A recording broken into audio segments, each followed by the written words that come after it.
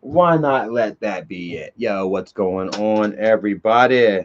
Charlie checking in, coming at you all live on a beautiful Saturday night, June 3rd, 2020. Someone watching, thank you, appreciate that. I'm going to go ahead and share this to my Twitter and my Facebook. Let's go ahead and share right now. Twitter. Going live with some stories for you all tonight, man. Hopefully, y'all having a great night. And thank you all for joining. Drill Sergeant Jr. and Kevin, first two in the house. Thank you so much. Don Vito. Oh, holy shit, that's a fucking blast from the past. What is up, Vito? How have you been, brother? I've been thinking about the real Don Vito a little bit here lately, and bam. Don't you know, freaking Bam actually came across, 1 year? I saw on his Instagram. Let's go to it real quick. Let's go to Bam's Instagram while we're waiting for everybody to pop up. Wild Boys is on Paramount Plus. If any of you guys are watching Paramount, if you have Paramount, if you don't, check it out, man. It's really awesome. Let's go to Bam. Bam Margera. Because I've got an interesting tie-in here with that. 1 year. May 16th, 2022. 1 year for Bam, guys. How about that shit? Who would have thunk it? I didn't even know. I thought it was like less than a year ago. He was posting all. He made his own weird language or whatever. Complete with alphabet and stuff. And I thought he might still be on something then, but apparently, not so much. And I gotta say, guys, that yeah, man, tomorrow for me, guys, 2 fucking years sober, guys. Guys, I almost got a little bit of goosebumps here just saying it to you, man, looking into the camera, man, and just realizing it as I'm telling you all, man, 2 fucking years. And it's been a good 2 fucking years, guys. Like, a lot has changed, in those 2 years. And we're going to share some stories with you all. Get some people in here. Let me see. I'm going to my Facebook. Okay, I'm sharing on Facebook. I've shared on Twitter. And yeah, if you build it, they shall come. So cool. Who's all up in here? Let's go ahead and give some shout outs. Bronx, born in the house. Much love to you. Ace Man, right there to you, brother. Hopefully you're having a great night. Happy Saturday to you, bro. All of y'all, man. And yeah, y'all ready for Hell in a Cell tomorrow? You watch wrestling, Ace? I gotta send you a message so you have you do got my number, right? Haha, say you from Adam. I hit the jackpot today. I found more of your old videos to put on the upload channel. I found the neti pot reaction, world's largest fire hydrant, and the video of you guys getting busted at the mental asylum. How did we get busted at the mental asylum? Which one that one was? Oh, is it the one where we had Ivory with us? We actually didn't get in. Big Roy in the house. What is up? Blue Balls. So Blue Balls, much love to you, man. Hopefully you find some release here soon, man. You won't be so blue. You turn back fleshy colored. Scott Johnson, Drill Sergeant, MT Mayhem. What's up, brother? I've been thinking about you, man. I just started a fucking a new series on Hulu, bro, called Pistols.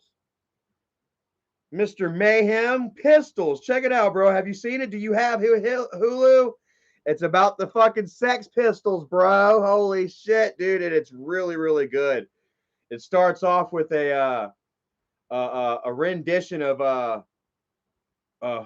fucking David Bowie. Hold on a second. What is the song called? Put your ray gun to my head. Moonbeam. Moonage Daydream. Holy shit, it's so fucking good.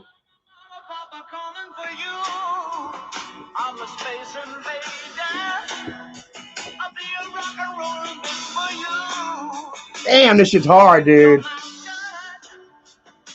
I don't know if we have any David Bowie fans in the house. I might get fucking flagged for that. Let me pause that. Let me pause that shit. Tob Trick D Jedrick dropped me a $3 bomb. Thank you so much. But for that, I'll have to three time that for you, man. But yeah, that one, Mr. Mayhem, dude. I don't know if you checked it out, but like the first freaking 8 minutes of it is really, really fucking good. Check it out. And also, man, I was meaning to say, what's that one song by what's that one song out right now? Oh man, what's our guys? Ghost. What's that song by Ghost right now? My Little Sweetheart or some shit like that. Call Me Little Sunshine. I don't know if you like that one. It's a little different. I don't know if it's exactly how yeah, it's kind of quiet.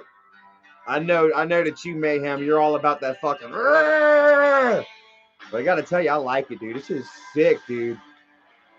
You guys aren't Ghost fans out there, man. I feel for you. Yeah, it's fucking crunchy, dude. I've really been embracing my my rock side here lately, guys. I've been on kind of like a rap kick the last couple of months, you know, but here lately I've really kind of gotten back into my alternative side and embracing it thoroughly, man. I've really been enjoying it. I've even liked some new Five Finger Death Punch. Isn't that crazy? I normally don't like Five Finger Death Punch, but you know this shit's kind of this new song is kind of different. It's not so meatloafy, and I like meatloaf. You know, just don't try to imitate him. You know what I mean? Sheriff in the house, official Caitlin. Much love to you. Thanks for smashing that like button. Everyone in the house right now, man, got 91 people, 33 likes. I'm seeing 60 something people there, man, that need to drop that like button. Drop that like, hit that like button. And yeah, just hanging out tonight, man. Thought about just kicking back, telling some stories with you guys. Like I say, man, you know, I'm kind of trying to keep it cool, keep it fresh, keep it chill, you know, like I say, less drama, more peace, you know, more ease, more peace of mind, you know. And I've been doing good. Like I said, I'll still talk a little bit of drama here and there, you know, but I'll try and not to focus it so much on that. Um, yeah, trying anyways, guys. You know, all I can do is give it the old try, and you know, just continue to be thankful for everything that I have out here, guys. Because that's one thing that I've learned to focus on. When you don't focus so much on like the bullshit, you know what I'm saying, and the negativity, you know, that is gonna come your way. I mean, let's face it. Like, there's enough assholes in this world for us to run in at least one a day, right? You know, and um, unfortunately, my brother employs a slob mob of assholes. You know, like, unfortunately, sometimes I can't talk shit because I mean, it is what it is. Am I right, guys? Um, you know, it's like a slob mob of assholes that are employed daily to attack me daily, and yeah, you know, saying it's up to me on how I handle that. You know what I mean? Like I say, some of us, we don't have that benefit of just having that one asshole a day. But I feel like I've been doing it well, guys. Right? You know, don't y'all think so? 2 years sober tomorrow. Thank fucking God. And a lot has changed in those 2 years. You know, y'all have seen a lot, the change within me. You know, the growth, um, and adjustment, you know, and the continuous adjustment and growth, you know, because every day, you know, I lay my head down at night and I'll be like, you know, even though I think that I feel like I'm at my best and I'm making the best choices in life, you know, at the moment, you know, I'll still lay my head down that night or maybe the next night, you know, sometimes, you know, my hindsight isn't so 2020, isn't so rapid, you know, but you know, I'll look back like, damn, yesterday I kind of did that and that kind of was cringy. You know, I kind of could have did that better, you know. You're always constantly improving, or you hope to improve. You know, you see people out there, you know, that are constantly, you know, fucking failing and in some shit and drama, but they pretend like life is hunky dory, like it's never been better, you know, and pretty much ignoring, you know, the problems in their lives, and it just makes them just creates bigger problems. Am I right? I've come to learn that. I remember one time, guys, holy shit. Oh my God. I told you guys about, that I had a really bad time. The last place that I lived on Rim Court, I told y'all I moved out of the haunted place. I believe that 143 Rim Court was fucking haunted. And I had to get the fuck out of there. I swear to God, guys, I was hearing shit whispering in my fucking ears, dude, at nighttime and shit. And this is both while I was drinking very heavily and while I was forced to be sober for about a 9-week period in which I got caught DUI and I had to pass alcohol and drug test. You know, ethyl alcohol. If you guys don't, dude, I'm like bouncing. I'm stretching all over the place. Just go with me, guys. Hell with it. Just go with it, dude. I've got quite a tapestry, to weave in my stories, guys. I've got quite the story. I don't know if any of y'all are familiar with ethyl alcohol, but it's like a methane type gas or some shit that your liver naturally creates when you drink alcohol. Okay. And this shit stays up in your body for up to 7 days, guys. Like, there is no fucking drinking, there is no cheating. Like, taking 1 day, like they say between 5 and 7 days that it stays in your system. So you could potentially cheat. Like, we would have classes Friday nights and Saturday mornings, and you could potentially cheat Saturday afternoon. But then you got to spend all week, not nothing, and still worrying if you're going to fail at that, because it was crazy. So I just didn't, I stayed, clean green, all the way, and in between both times, guys, being drunk out of my fucking head and not, dude, man, I was hearing fucking shit. I was hearing voices. I was hearing a baby crying in the closet, guys. Did I tell y'all that story, guys? Oh my God.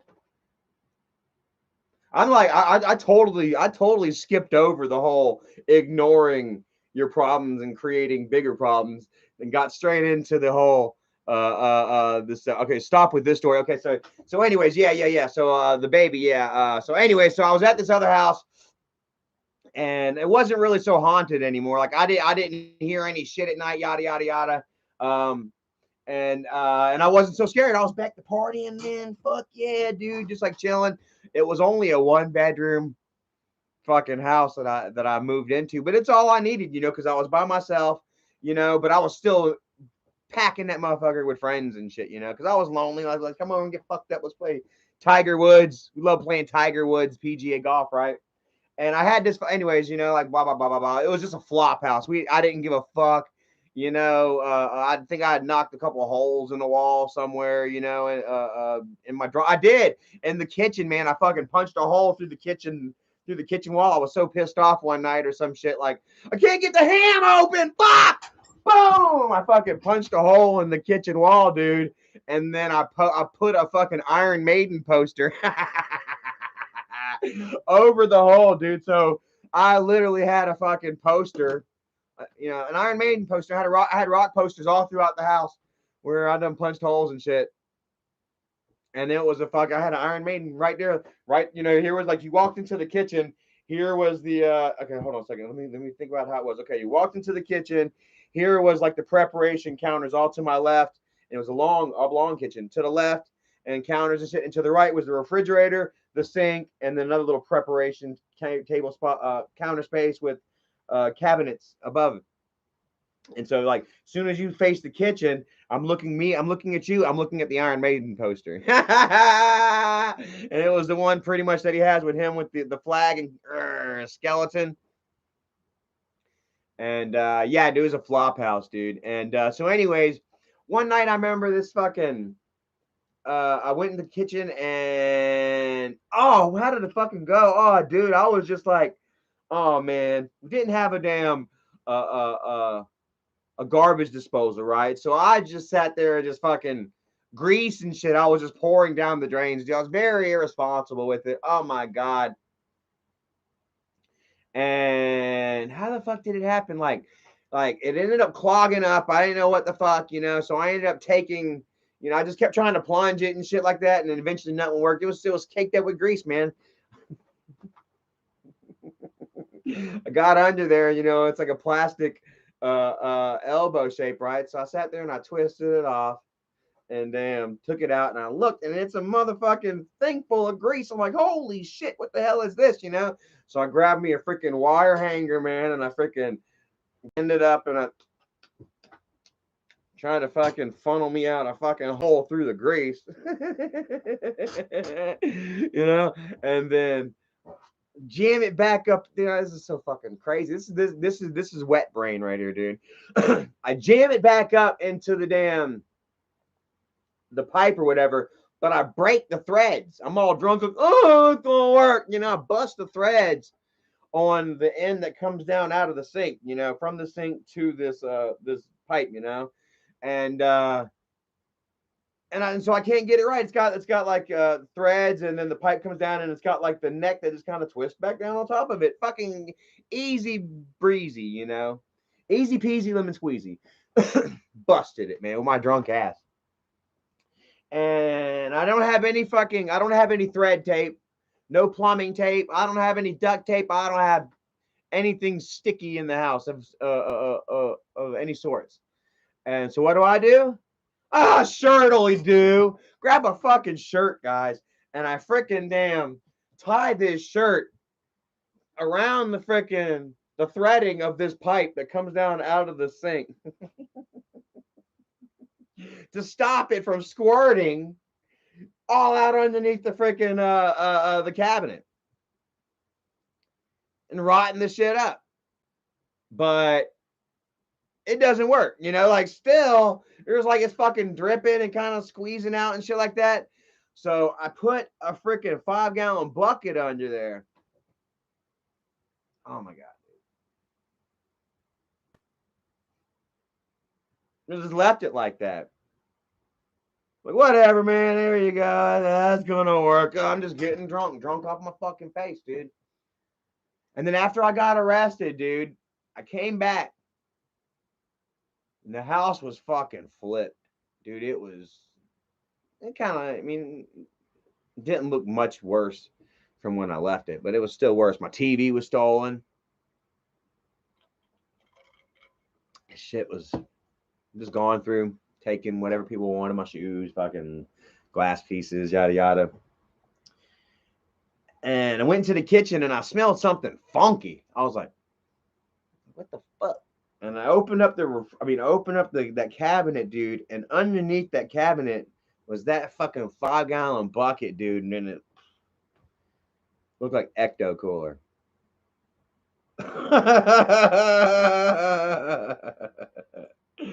It looked like swampland, dude. It was so fucking disgusting, dude. And I just kind of closed the door up, packed up my suitcase and my little My Little Pony book bag that my friend hooked me up with, and loaded it up with everything that was most important to me, and I left. The house to pretty much fall in on itself, guys. Like, swear to goodness, dude. Like, it wasn't halfway wasn't my fucking fault, dude. Honest and truly, because like the landlord honestly didn't give a shit about the place neither, guys. Like, there was one time, like, I still feel bad about my part, you know, about, you know, fucking up on my end and shit, you know, and I always will, you know, taking up from my end, but also on his end, guys. Like, he didn't take care of it. Like, I'll never forget it, man. One afternoon, guys. It was getting close to quitting time. Must have been about 4 o'clock, less than an hour to to shutting the store down. And like this really weird freak storm blows through, dude. I mean, just bust the front. We had these two double doors that opened up, you know, in the front of the shop, you know. Boom, you know, it's just like fucking a force, man, dude. Storm, Jean Grey or something, just fucking, you know, just materialized in the parking lot, dude, and just it's like a quick freaking tornado storm or something blasted through. And it must have only last like 15-20 minutes, and then when I got home, I don't know, like by the time I closed, it was like the storm had blown through, but it was still raining a little bit. I got home and a fucking tree had fallen straight on top of my house. Big ass fucking tree, dude. Like, or should I say a limb? But it was a limb the size of a fucking tree. Like, there was a tree behind my house. It was yay big, and it was hollow in the middle. And we didn't know it. Like, it looked like it was freaking thriving on the outside, but you know, it was legitimate dead ass fucking dying in the middle. And when the storm came through, it fucking busted off a big old branch, bam, down through the freaking roof of my house, dude. Right through the bedroom, too. I mean, it straight up busted a hole through the fucking ceiling of my roof, dude. I came home and y'all remember Daisy, dude. Like, when I had to get rid of her, guys. I told y'all how I got rid of Daisy, right?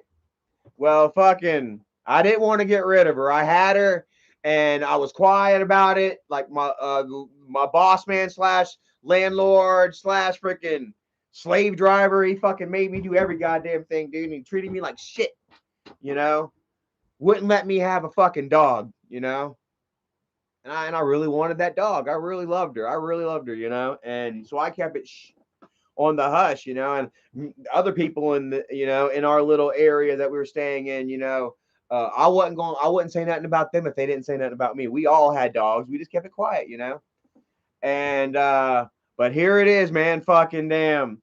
Boom, big ass fucking damn tree falls on the house, damages the roof. And next thing you know, I've got to call my freaking landlord. He's got to call inspectors to come to the house and shit. I've got this dog, dude. Freaking Daisy, dude, tore that fucking place up. Let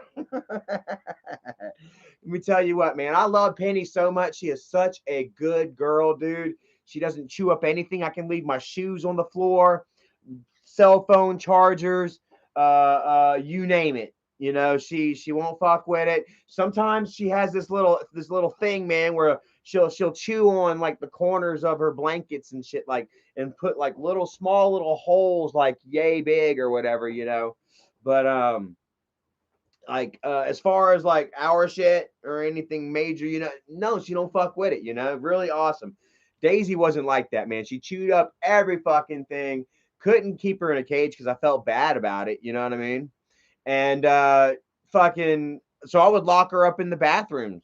I tried locking her up in the bathroom at first, and dude, I swear to God, man, I had this section of linoleum. It was pretty much like, you know, it was straight linoleum that they laid out, or they measured, they cut, and then they laid out in a whole sheet, you know. And dude, like a corner of that freaking linoleum was pulled up, and so Penny, and so Daisy sat there and she chewed it little by little until that whole fucking floor was tore the fuck up. Until like there was fucking, she tore up some linoleum, and I was like, the presence of a dog could not be hidden.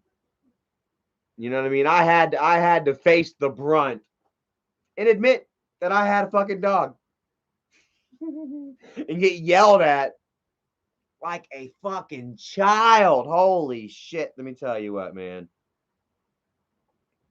Motherfucker, I hate this guy, dude. His name was Felix. I won't say Felix's last name. Felix actually isn't a part of the company anymore. The brothers didn't even like him. So that shows like I was the lowest on the totem pole. I was his bitch, and the brothers didn't like him, you know? So I was the bitch of their bitch. You know, it was bad. And I got treated as such too. And he wouldn't let me keep the fucking dog. Sheriff, Kathy. What's up, Kathy? Works 12 hours a night, but sometimes more. Damn. I remember I used to work at Dole. On Saturdays, we had to work 13 hours a day. I'm telling you, at least once a week, I'd see an ambulance taking off usually an older lady in their 40s or 50s or maybe even 60s. Couldn't take it, overcome by gases like chlorine or sometimes the cold. So anyways, so yeah, I had to get rid of the damn dog, man. I loved her. I ended up giving her away to somebody who lived right across the freaking damn. Oh my God, you're going to love this, guys. I ended up giving her away to somebody who lived in the trailer park behind me, right? This woman, I kind of knew them. They were good. They weren't friends, you know, but they were okay. We kind of, you know, talked across the fence to one another and shit. And I went over to his house a couple of times, you know, when I was all drunk and feeling festive and sociable, you know how it goes. And but they were nice, and they loved Daisy, And the woman was pregnant, and her husband was a truck driver. You know, he was usually gone on the weekdays, home on weekends and shit. And she was kind of scared. They kind of lived in kind of a crackhead trailer park. and yeah, man, I gave them the dog so that she could have a little protector while he was at work, right? And I won't forget it, man. So funny, dude. About like I was heartbroken uh over losing Pumpkin. That I did it was her name Pumpkin when it started out. It started out Dixie and then Pumpkin and then Daisy, or maybe it was Pumpkin and then Dixie and then Daisy. And I loved her, man. I loved this damn dog. And she was awesome, bro. Like she even like was like the end, to like a crush that I had from way back when, dude. Like that it was so weird that I moved back over there. But Daisy ended up being the end of that and stuff like that. And that was cool. Daisy was my friend, whenever I was sad and lonely, I didn't have nobody. I had, my doggy. And I had to give her away, dude. And I won't forget it, man. I came home one night. I came home after work one day, and I instantly started drinking every day. As soon as I was almost like that little kid on the bus. You remember? You ever see the videos of the little kid that jumps off the bus and starts running home? As soon as he gets off the bus, he's running home as fast as he can, slams the door. Come to find out he's got some turmoil going on in his life, behind closed doors. And I wasn't any different, man. And I would rush home as fast as I could and boom, hit that fucking bottle as fast. First thing I could. Hit that bottle. Start guzzling. Running from my problems, And I was about halfway drunk, missing my Daisy. And I won't forget it, man, that the back of my house, the window faced this freaking trailer park where Daisy was at. And oh my god. Oh man, so I'm feeling all fucking drunk and sad, and I'm crying, oh Daisy, like that, And there's this song. I don't know if y'all I don't know how many of y'all are hip with The Simpsons like I am or whatever, but there's this one episode. I can't remember what episode. I'm not that hip, but Nelson is actually like lighting candles on like along the window, and I think it's probably like a mockery of or a spoof of Fiddler on the Roof or some shit like that, um, like a Barbara Streisand singy movie or whatever. And he's lighting candles on the fucking mantelpiece, and he's singing, "Papa, can you hear me?" Is what he's saying. Singing while he's lighting these fucking candles or whatever. And he's crying, looking up at the sky. "Papa, can you hear me?" And guys, here I am. I don't know why the fuck, dude, but I went to that window, my back window in my back bedroom, and I told you that I had this freaking leather chair that I called my smoker's corner, and I turned this leather chair to right because the window was right beside the chair, right to the freaking window, and and I'm looking out the window. Penny, not Penny, fuck, Daisy, Daisy. And then all of a sudden, I just broke into the Nelson, dude. I said, "Daisy, can you hear me?" I sang into out the window, looking out towards the trailer park beyond where Daisy was. And I say it again, "Daisy, can you hear me?" Yeah. And then I swear to God, dude, I look up and there's a fucking utility worker sitting on the pole because I told you that the tree had fell down, right, and it smashed through the roof, and thusly I had to get rid of the dog. Well, I didn't realize that the utility man was out there working on the fucking power pole, and I'm sitting there fucking singing to my doggy, crying my fucking head off, looking out the window, singing this weird ass fucking Simpsons song, probably, some Jewish tune, Barbara Streisand, fucking weird shit. And then I look up and I'm kind of and like say you're the freaking utility worker. I'm like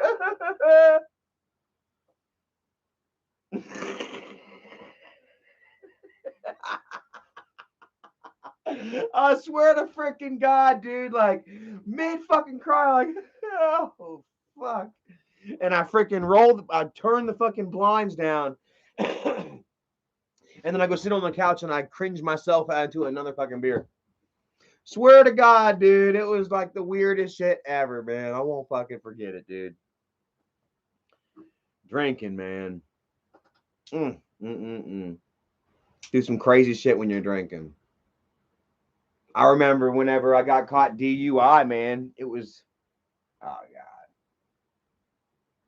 Me and a friend of mine, like he like his dad, yeah, Brianna says creepy, little creepy. Yeah, a little creepy, but not too creepy. I mean, like it might have been more creepier that he was watching me. Like I wasn't like looking out the window at him or anything like that. You know, it was like I was grieving for my doggy. Is that really creepy?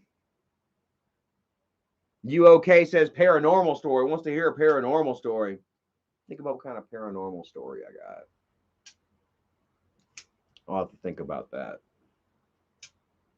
Like I say, there's not too many paranormal. I've told a lot of my Rim Court stories.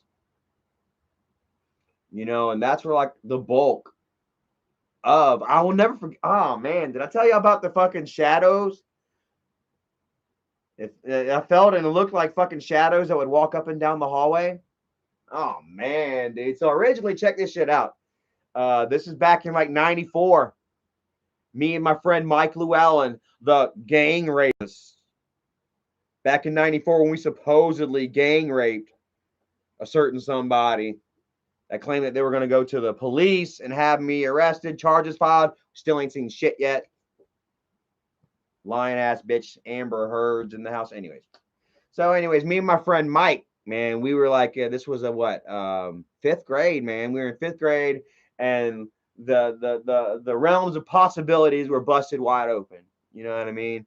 You heard something bump in the night and you instantly thought of something green and scaly and slimy. You know, you thought of Boo, you thought of spirits and shit. And perhaps maybe your mind was a little more open and susceptible to perhaps the otherworldly, you know, the unexplained, you know. And you know, I feel like we shared some shit that was, you know, quite unexplainable, guys. Like, for instance, we had this trailer that was right next door to where we stayed, man. Like, oh my God, guys, you are going to get a trip out of this. I'm sure I haven't told y'all guys before. I used to have a very bad thing about sleepwalking. Okay. Oh, man. And I would wake up sometimes in the strangest of fucking places, other people's houses, the middle of the road, swimming pools. This one time, oh my God, we had this house that was right behind the trailer we're at, and they had like a 10-foot tall fence, right? Because they had an in-ground pool, you know, in their backyard, and it was like a good acre that was fenced in. So I mean, if you know what an acre is, it doesn't sound like a lot, but it's still a pretty big section of backyard or whatever that they had a pool in the middle of this freaking acre, right? And I woke up one night in the middle of this fucking pool, guys.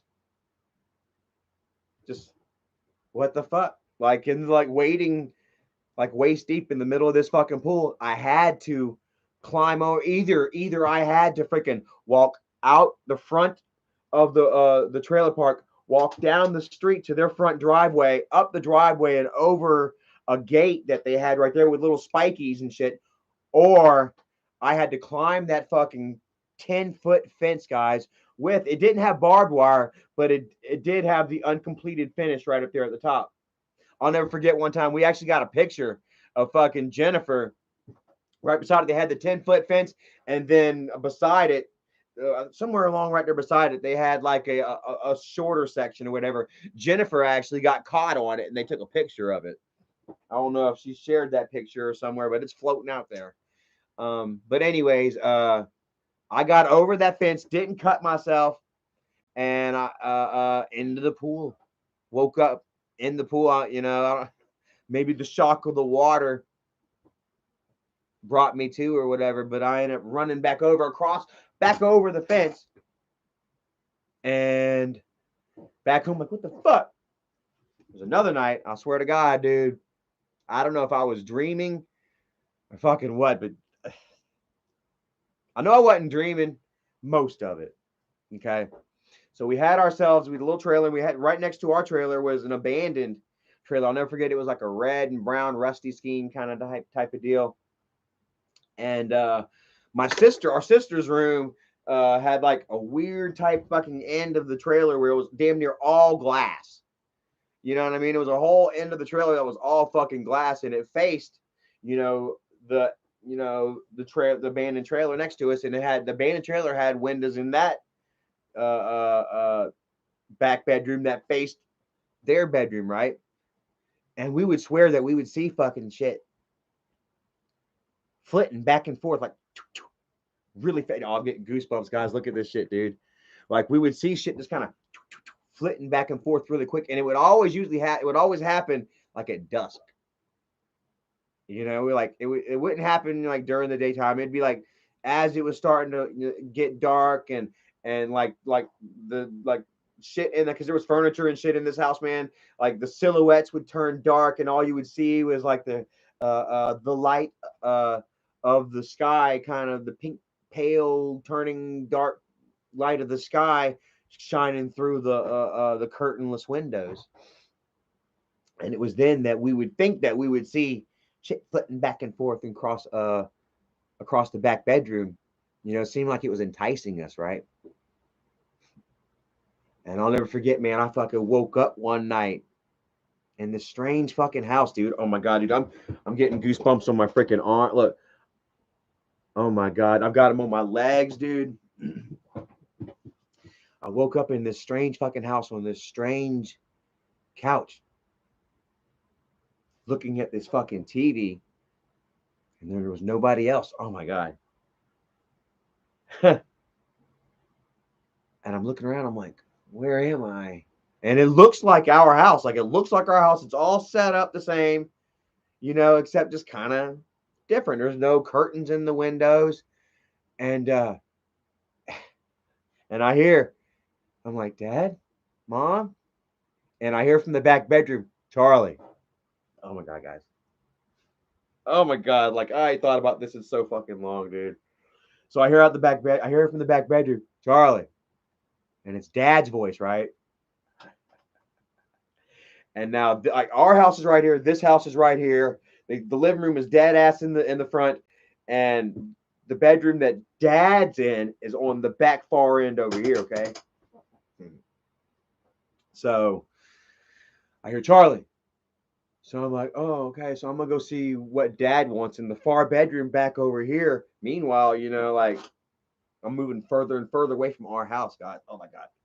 And as I'm getting up, and I'm just kind of, it was like a dream, guys. Like I get up, and it was almost kind of like I was floating really slowly towards like this back bedroom, and like the closer that I'm getting to this back bedroom, guys, freaking like the stronger this sense of fear and dread is overtaking me. Like something's not right. I should not go back to that back bedroom. You know what I mean? And it just feels like it's getting darker and darker the closer I get back to this back bedroom. And oh man, maybe it was at this point then perhaps I woke up or something like that, or I don't know, man. But like I just kind of stopped. It just seemed like this hallway just went on forever. You know what I mean? And I stopped halfway down this hallway, and I was like, not only is like it's not worth my effort to continue. Like I need to find the effort to get the fuck out of here. I'm like I need to wake out of whatever haze I'm in, and get the fuck out, dude. And it's like as soon as I felt like that urge, like I need to get out of here, come over me, it was like I heard like, dude, oh man, it was like steps. It was like something coming running out of that room, almost like shit falling in a closet in there or some shit. Oh my God, dude. Like the floor's opening up, and a fucking beast exiting you know, through the beams to come after me, dude. And I turned around and I bolted straight through the living room, through the kitchen, into that back bedroom, and out the open window right there. Now, guys, I don't know, like it's weird. Like if when I think about it right now, it was almost like a fucking weird Indiana Jones kind of type shit. You know, where I ran all the way through the bedroom, and like I straight freaking damn ong backed it through the freaking window, flicking flipped, rolled perfectly into a tuck, perfectly up onto my feet, and I ran to the house and I shut the door and locked it. Yeah, that's a nightmare. But hey, man, I tell you what, check it out. After that though, like I feel like yeah, nightmare. Paw in the house. Much love to you, brother. Thanks for dropping that 5 bomb on us. Hopefully, you and the family doing all right. And yeah, hopefully y'all had a great weekend. What'd y'all do this weekend? We went to where did we go to? We went to Musgrove Mill today. Didn't do any vlogging because it was very confusing. It was a very confusing spot to vlog at, and I couldn't. Everywhere we went, it was like it was like the spaghetti map was just way off. You know, it had it going all over the place, and I couldn't kind of get a handle on it. So we just went out and just enjoyed, you know, the day for ourselves. Hopefully, had a great day as well. But yeah, anyway, so like, I feel like let me tell you what, like after that happened though, like I feel like yeah, a nightmare. You know what I mean? But despite that, how much of it was a nightmare was perhaps I fucking staring into that window. Like I felt like somewhere upon that, maybe me leaping out of that window, maybe I came back to. Something frightened me, and I came back to running back to the house. Because running back into the house, it was real. Like I can't really see myself fucking doing an old Indiana Jones run dive through a fucking open panel window or some shit. Ooh, somebody says that my mic is making popping sounds. Do y'all hear that? It might be my fan. I got a fan on in here, and it might have been blowing at the mic. How about now? Mauricio Montoya says, "Is Dougie alive?" Dougie is alive, man. Let's take a look. When was the last time Dougie was live? Our friend Dougie, where you at, buddy? Dougie West in the house. Who's in the house? Dougie West is in the house. Streamed 2 weeks ago. Guess who's back from the other side? Damn. You went to the other side, Dougie? Take a look at him. And he's got some shit to tell. Dougie's doing well as he can be until they get this infection figured the fuck out, you know, with what's going on with him, bro. You know, like it's like some sort of thing with his blood, you know, that it keeps flaring up. You know, they you know, it flares up, it fucks him up, it hobbles him. Excuse me. They put him in the hospital. They pump him full of antibiotics, and then send him home. You know what I mean? And while they're trying different shits, but it seems like they're playing like Doctor House or something. Like they don't know exactly what it is that is making him sick, I suppose. And much love to Rose Willis and family. Hope you're doing well. Southern Rose. Been watching 3 weeks. Are you getting my replies? I do. I did. I saw you earlier. You commented on one of our videos and you asked if I see him, and I do. Where you at? Right? Where you at? Let me see here. Somebody said I should make an OnlyFans. No, I don't want to know. I don't sell my ass. If I wanted to whore myself out for money, I would have succumbed to Michael's bullshit a long time ago. I would have lived up to all those fucking lies that he has spun and continues to spin. about me. No, I would rather go to work, earn my cash, and be thankful for what I got, guys. You know, like I say, man, I'm really happy with where everything is right now, dude. I got to tell you, 2 years ago, I don't know. I don't know if I could have told y'all that, like I was still I was work was I? I don't even think I started working at my job yet. Nope, I didn't even start working at this job yet. Holy shit. I'm 2 years sober. I've only been working at my job for a year and a half now. So damn, bro, I was in a bad, bad, bad way 2 years ago. I'll never forget it, guys. I know I already told the story, but I'll tell it again. On this day 2 years ago, Kevin Jinks, much love to you. Kevin Jinks says, dude, kid behind the camera is so bad. I tried to watch his birthday vlog. I couldn't do it. It's YouTube vomit. He has a birthday vlog? Probably him ruining my Pickle Boy ruins his own birthday. I'm an old man. Oh my God. Damn. Look at this shit, guys. 97,000 views. He ain't even broke 100K a day ago on his birthday. Damn, bro. That shit's bad, man. What's Tina at? Oh my God. Woo! Check this shit out. So I wonder, I scroll down to see what him and Tuna are doing. They're supposed to be working together, right? Holy shit. 138? Oh my God. 8 days ago, 138,000 views. Damn, nobody gives a shit about Tuna. Oh, look, here it goes. Actually, here we go. 200K. Finally broke 200K 2 weeks ago. Let's see where where I'm at. One that I'm in. Where's it at? Looks like I'm still on top of the board right here. At 218.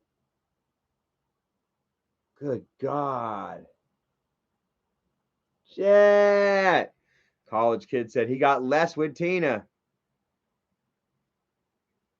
Oh, look, he tried to even bring Boogie in it. Like, here we go. Let's go ahead and my chance. Oh, and look at Michael looks bigger than Boogie, don't he?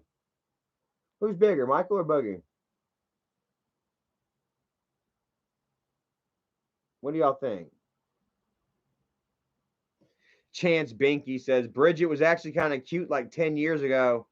How old was that? How old was she 10 years ago? 12?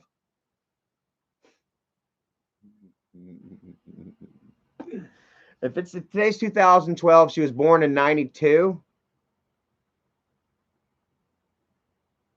Let's see. Bridget West, born in 92. 93. 2003, 2013. So, yeah, I guess she would have been of age. I'll still never forget at the time that her and Michael first got together. See, I didn't really know Bridget too well. I was living, with my uncle. I was doing my own thing over there.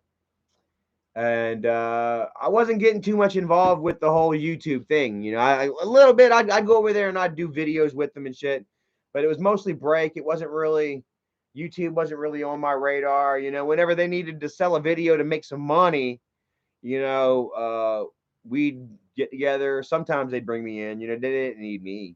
They had Grandpa. He's the number one. But for the family dynamic, we'd get together and we'd do like a family fucked up video for break.com, make us a couple $100, right?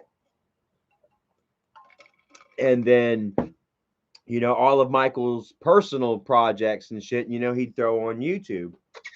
And because how long did they post on YouTube before YouTube started paying, before YouTube partnered with Google AdSense and started to create, offer the way to create a profit for its users? 2013 maybe. So before that, break.com is how, they buttered their bread. Anyways, I guess somehow along those lines, he had attracted Bridget back in 2008. When did Zach and Miri Make a Porno come out? That was 2008. I love to bring this up because Bridget was born in 93. Movie came out in 2008. That's 2003. She'd have been 10 years old. 2004, 5, 6, 7, 8. She had just turned 15 years old because it came out October. She's born in late August 25th. The movie came out in October. Let's look here again. Bridget's born August 25th. The movie premiered October 31st. She had just turned 15 years old. Michael had to pretend like he was her dad to get her in.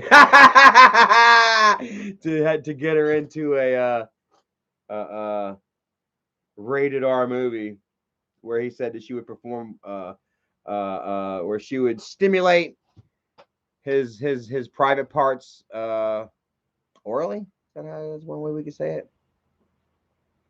And so I didn't. Anyways, like I said, the point I was getting at is that she was real young. I didn't realize how young she was, guys. Like, Bridget is still super, super quiet,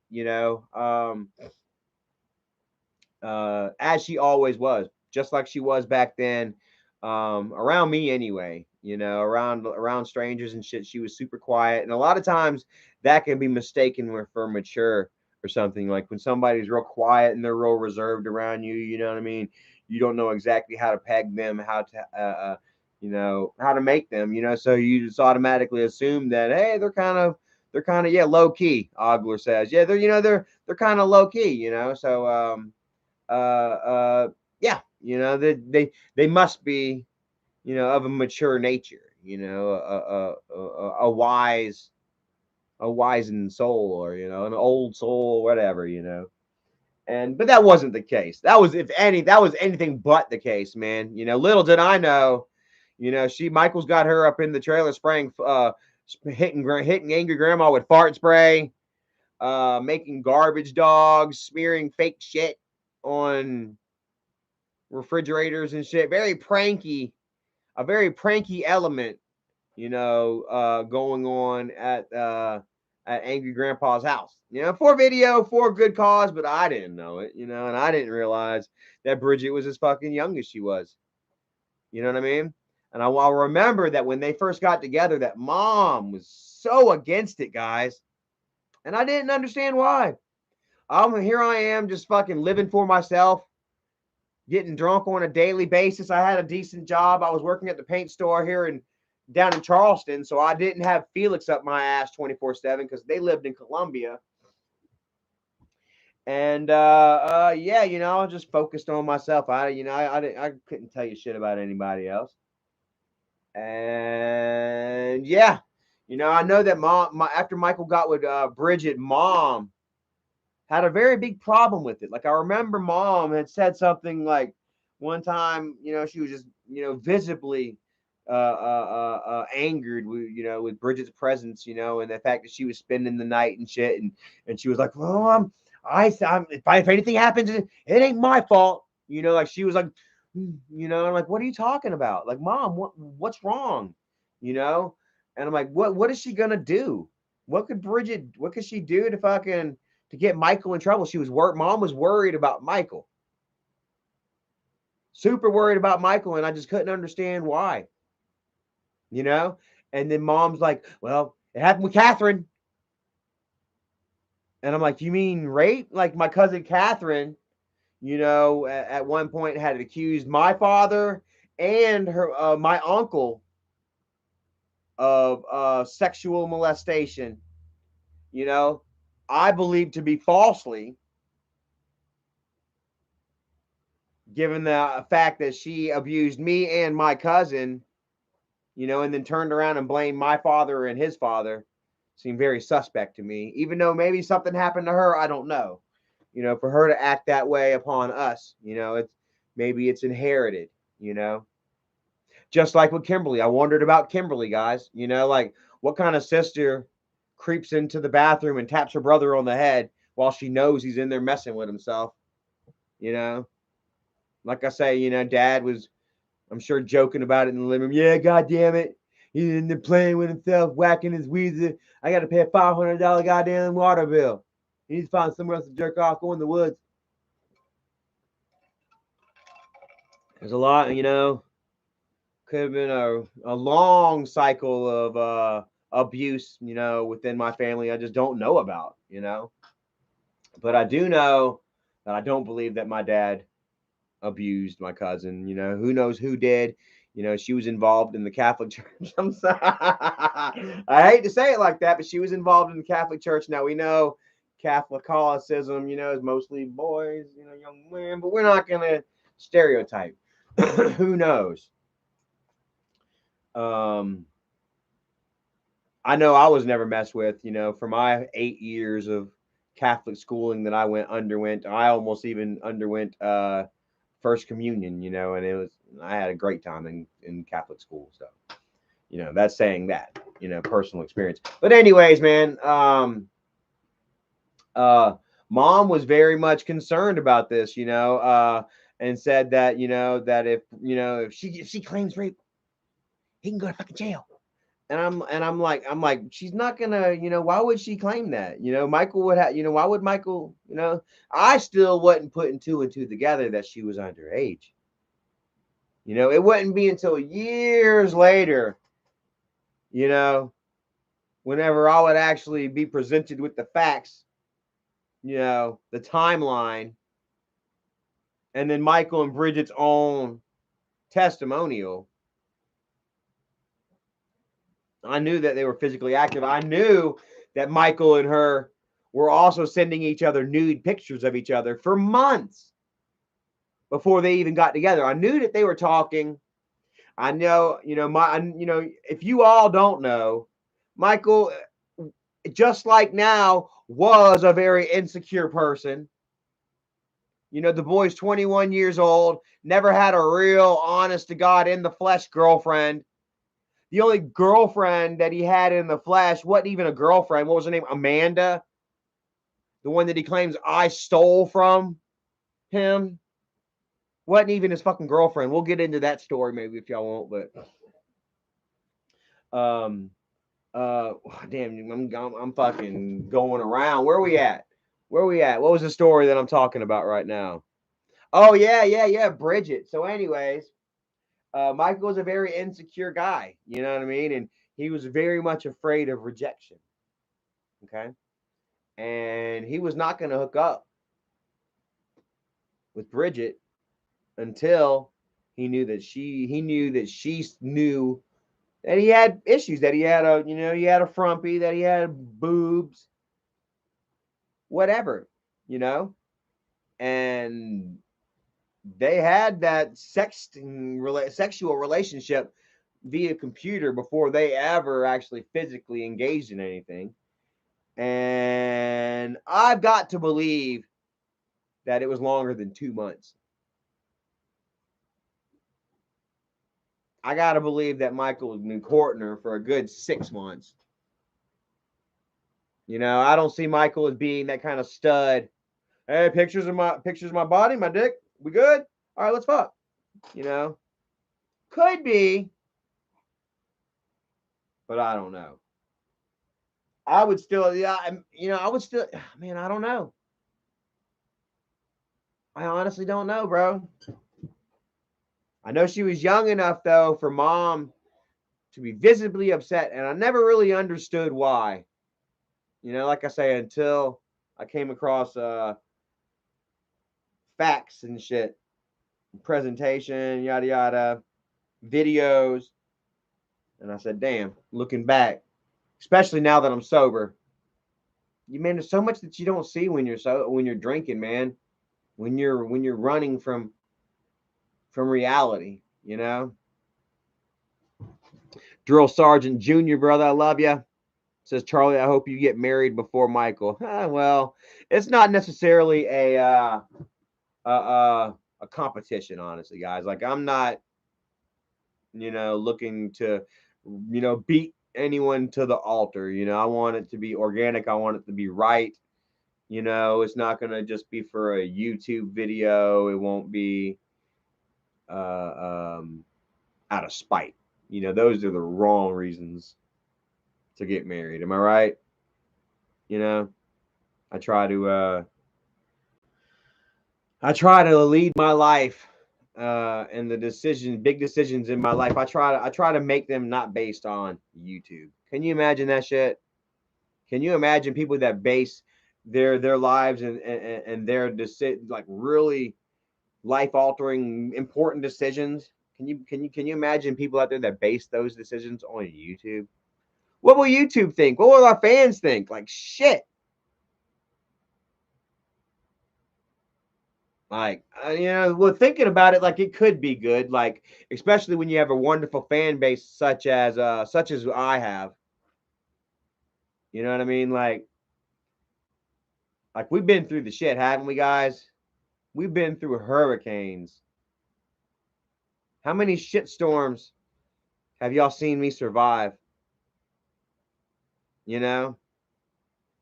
We have a personal relationship together. Miss Rachel Lynn, right there at you, back at you. Boom, boom, boom, boom, boom, boom. Much heart and love to you right there. How's your week been? You been ignoring the bullshit? Throwing some shit at them and ignoring their shit?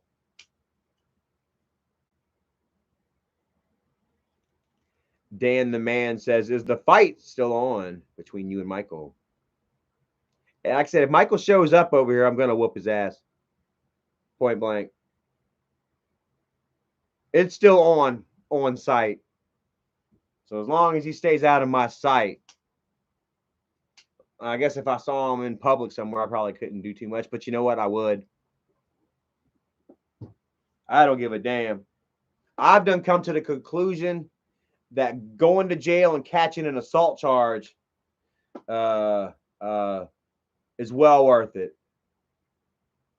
I'll gladly go spend a night in jail to mollywomp his ass. Oh my! I'll bite my lip in half, dude. I'll bite my motherfucking lip in half trying to hit him so fucking hard. I swear to God, I will. That's that. You just don't do that kind of shit. Like even today, even sober Charlie, he's still pushing. How many people do you push and poke and prod and try to push over the edge until finally, bow, they fucking flip. And I did flip, guys. I didn't have my bearings about me.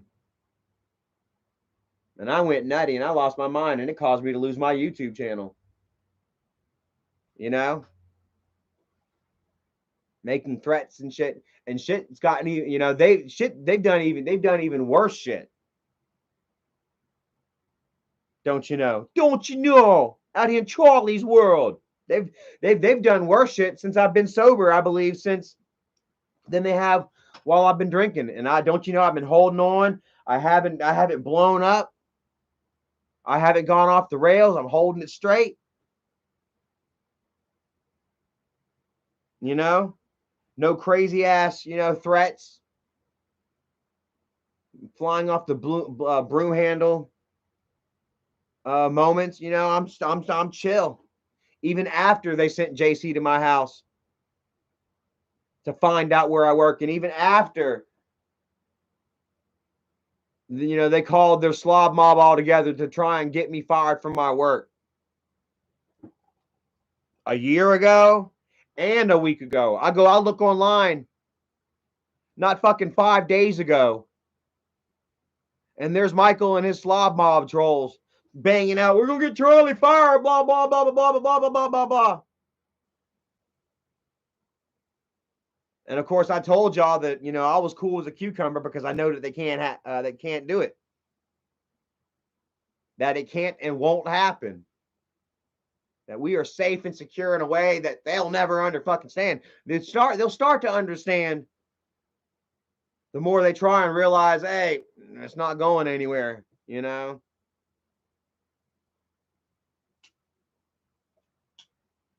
But even though I'm not drinking and even though I'm not fully losing my cool, having a meltdown over this, doesn't mean I'm not hurt by it. Doesn't mean that I'm not upset and angered by it. The fact that my own brother would once again try and fucking take the bread and butter out of my mouth, out of my girlfriend's mouth, just because I speak up on lies and bullshit narrative that he has spun to try and bury me with. Like I said, once again, it is not my fault. It is not my responsibility to cover up your lies, bro. It's not how this works. And I'm sorry. I truly am sorry that you came out with such horrible shit that you'll have to damn recant upon and make yourself look like shit. I'm sorry. I'm not the one that made you make a mountain out of a fucking molehill, you know, but I'm not going to die on that hill for you.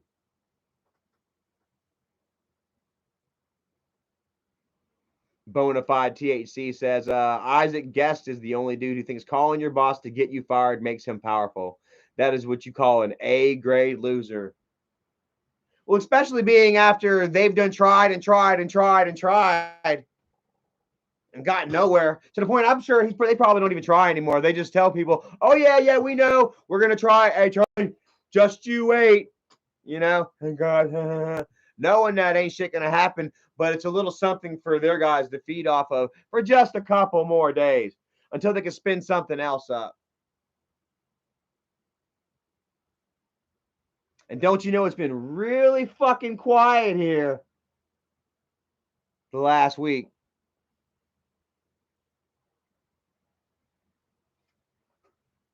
It's been super, super hush.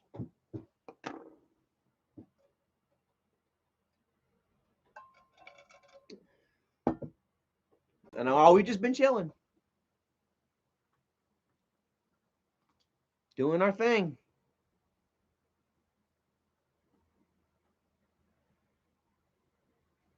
But like I say, you know, like I said, just because I'm damn, you know, not flipping out about it, going nuts, so you know, getting drunk and acting a clown, you know, doesn't mean that I'm not offended by it. Doesn't mean that it doesn't anger me, and doesn't mean that it angers me even more so that it's my own flesh and blood doing this shit to me.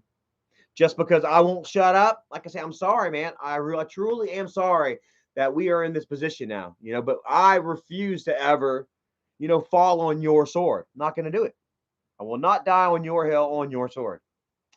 And um, and yeah, you know, here we are with him threatening to come to my house with a camera to put in my face to say, "What did I exactly do to you?"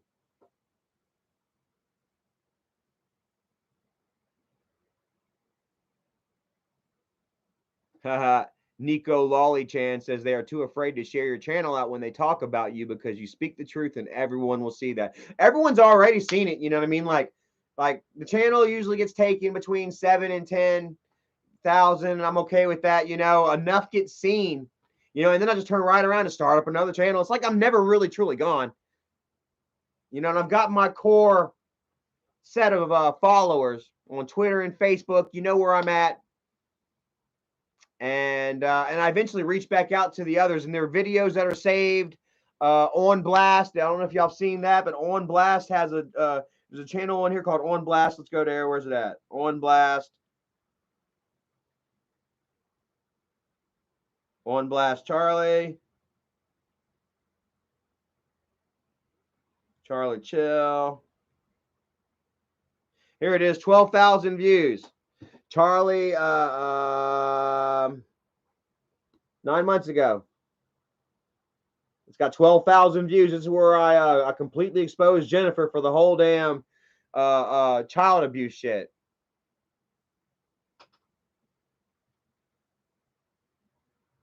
Even though he goes on to completely expose my shit,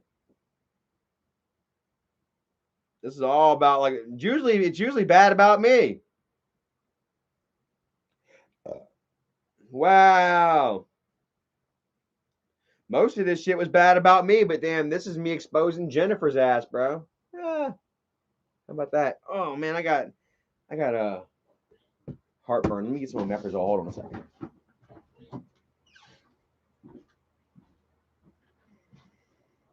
Oh, you cooking some bacon?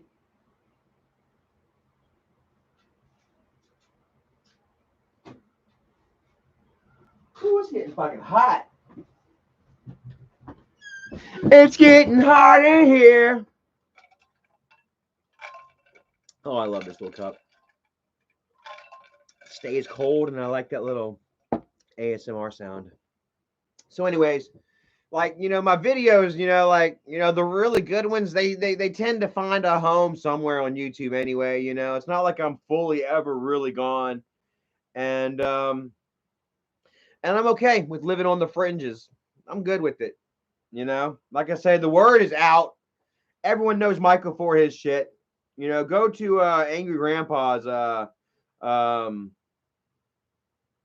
channel and check out his damn community. And I mean, there's really no love for Michael. You know, Michael, I'm sorry I can't watch your new videos. They make me physically and mentally ill. But the videos with AGP, I watch over and over. Shout out to Jason Hayes.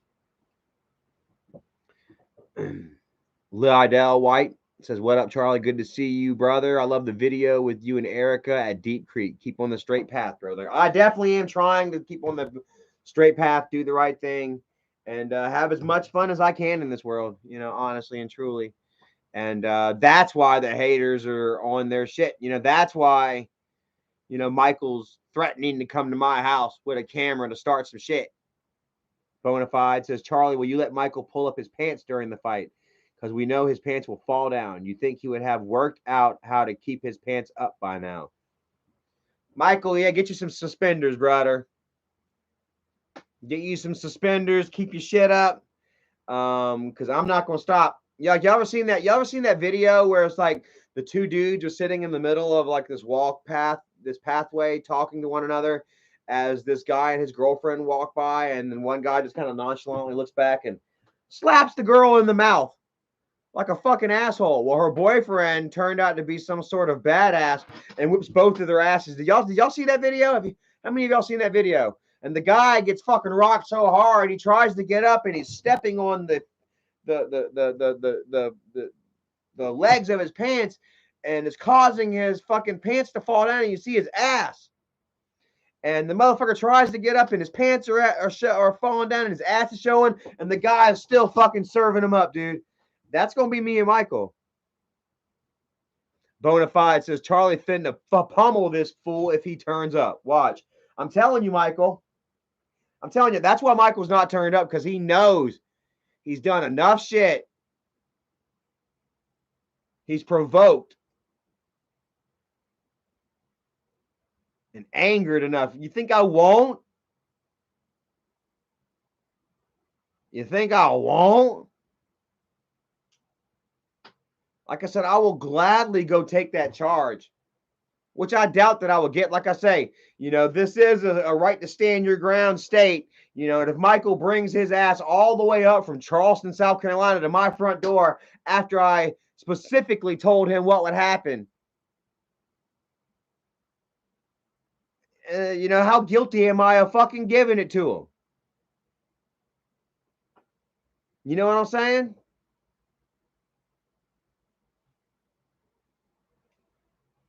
Trent Douglas says, "I would love to see you sock Michael right in the head, Charlie." I mean, give me a like.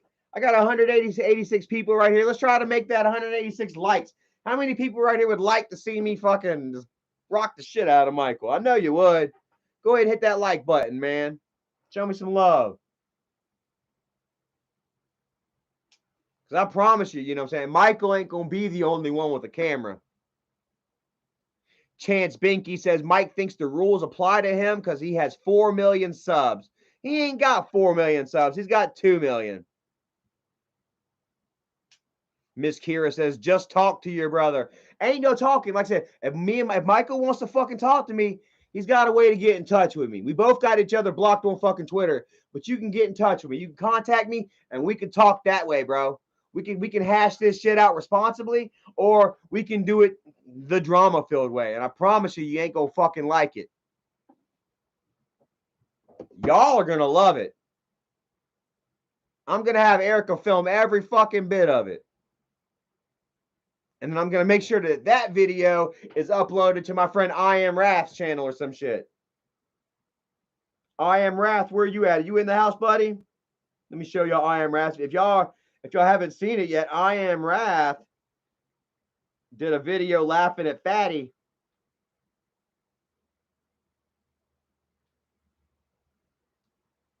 And calling out all of his fucking fake girlfriends. Y'all check it out. Y'all just got it. Oh, man. I can't share too much of it. But it's a 4-minute and 19-second long video, pretty much, of my homie Wrath over here.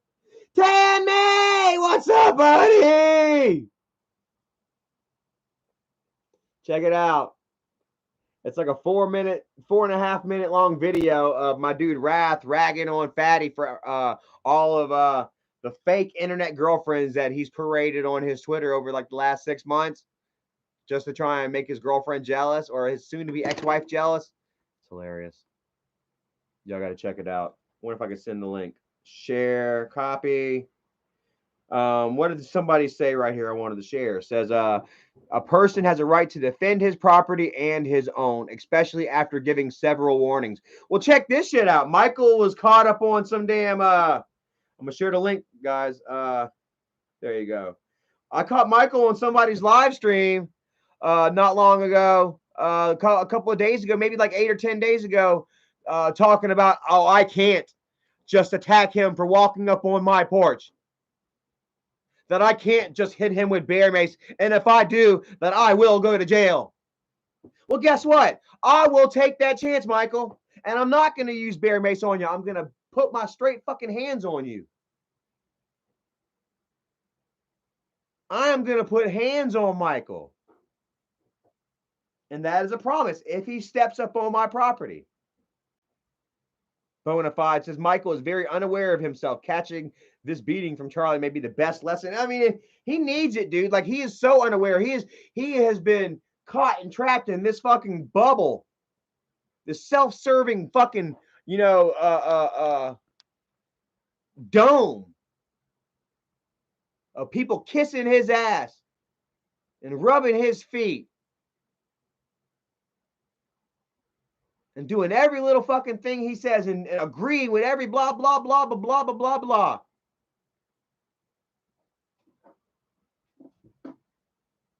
You know, like he doesn't know how to fucking compromise with any goddamn body. I guarantee you.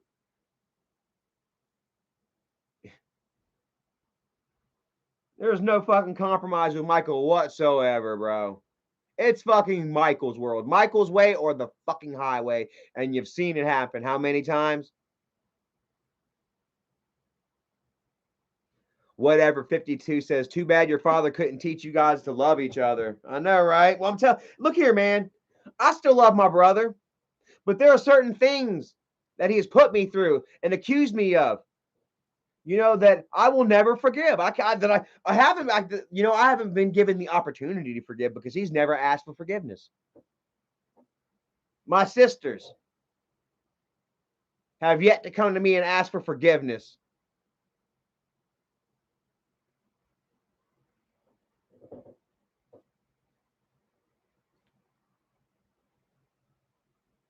And I'm not so sure that, fraternal love, I'm not so sure that that's something taught as so much as it is something that's developed, that is created within you, that you develop yourself. Hallucinogenic. You're not late, you're right on time. We're just chilling. I am getting a little hungry though. I bought some stuff for some BLTs. Hungry. Star Meadow Blues says Michael is self-entitled and was protected and coddled all his life, and he never fought like a real man. He always runs. You know? I'm gonna tell you what though, I ran too, guys. Like, I'm not gonna lie to you. I've had many, many fights. I've been in a shit ton of fights. You know, and I ran from a lot of them. I backed away from a shit ton. I don't like to fight. You know? I don't like it. I don't like being put in that position. I don't like hurting people and getting hurt. Like I said, I'll never forget. There's one time, man, like they would freaking catch me almost every day at school. After school, I went to Goodwin Elementary, right across the street from Trailwood, and I lived at the back of Trailwood, so I had to ride my bicycle from the front of Trailwood all the way to the back of Trailwood every fucking day, man. And every fucking day, I would run from the bullies. I'd ride my bicycle, and half the time, I'd make it to my mama's house. My mama was the halfway point. You know, half the time I'd make it, half the time I wouldn't, dude. And I remember this fucking one of my bullies ended up getting a goddamn moped to the point where I never fucking made it to my mama's house, you know? And one day and they would always catch me and they'd always set me up in a fight with somebody, you know? And I was always pretty much, you know, set up to lose the fucking fight, man. Like I'd fight, I'd scrap until they all just jumped on me. Blah, blah, blah, blah. Sometimes it wouldn't even be 2 seconds, you know, they just all just jump on me, you know, just kind of turned into a daily jump fucking session, dude. And I'll never forget, like one day they actually set me up to fight my own friend, you know, right in front of his damn yard almost, guys. I don't forget it, dude. I was in like second grade, man. And I think my little friend's name was Leroy, probably. Little black kid. And he had a brother who was one of Jerry's kids, Jerry Lewis. And, you know, I don't know if you remember the Jerry Lewis-a-thon, you know, some of you guys may be too young for that, but they had, you know, every year they'd have Jerry Lewis, you know, he was an old time Hollywood comedian. He would have a marathon or a telethon, you know, to raise money for children with sicknesses and elderly people that couldn't help take care of their own bills. He'd have like 8 hour long marathon, you know, comedians and other acts, you know, on TV, you know, and he'd let you call in and pledge donations and shit. And this kid was known around town as being one of Jerry's kids, and he couldn't come outside. He was a little baby, dude. Like me and Larry we weren't but in second grade. How old was I in second grade, guys? I'm about to fucking cry. Like 8, you know. So little Leroy's little brother probably wasn't but like 3 or 4, you know, and he couldn't come outside, and he'd always sit at the window, and he had little tubes in his fucking nose, you know, and and we'd sit there and play cards like through the window glass with him and shit like that, you know. And I'll never forget, man, me and Leroy had to fight right there in front of that goddamn window, dude. And little Leroy's little brother was banging on the window, fucking crying after I beat him up. After I beat up Leroy, my friend,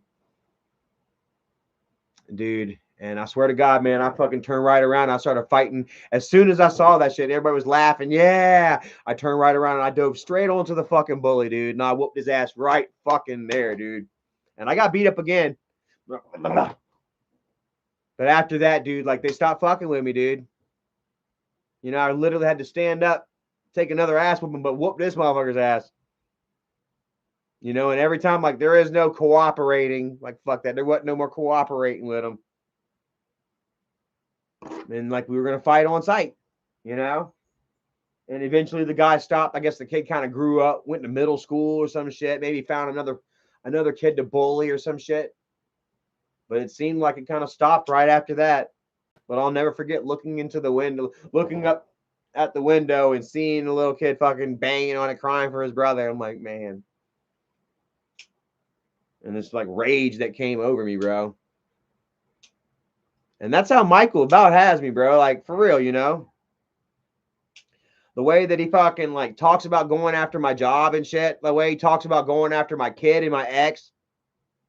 You know what I mean? Like, even a couple of days ago, you know, like, oh, should we put Charlie's daughter in a vlog or not? You know what I mean? Knowing damn good well that my ex and my daughter have no contact with his ass whatsoever. You know what I mean? Like, Michael's the fucking reason that my kid is not involved in my life whatsoever in the first place. Since 2017, anyway, or 2018, when Michael would dox my ex and my daughter. Who remembers that? Give me a like. Hit a number 1. Erica sure remembers it. It's what started the crack in the foundation for King Kid Behind a Camera, Castle Kid Behind a Camera, and Rebecca or Erica.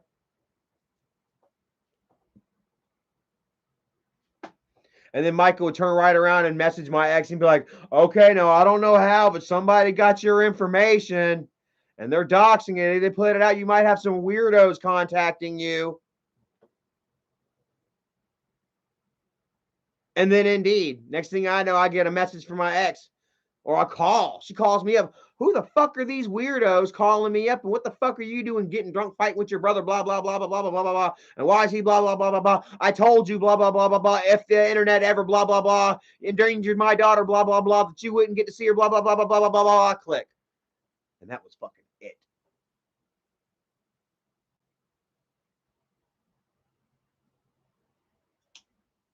Thank you, Mikey.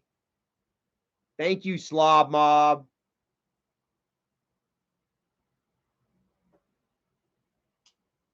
You know, I had my ex and my daughter fucking terrified.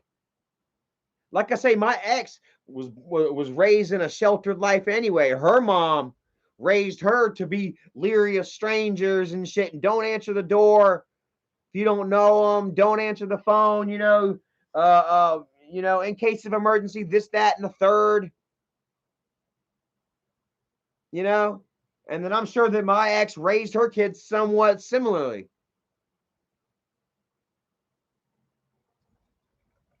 How many of you women out there would be fucking terrified? Would be like, what the hell is going on here? If next thing you know, you got strangers messaging you because your baby daddy's famous YouTuber brother gave out your information online in a freaking damn in a petty fucking brotherly dispute.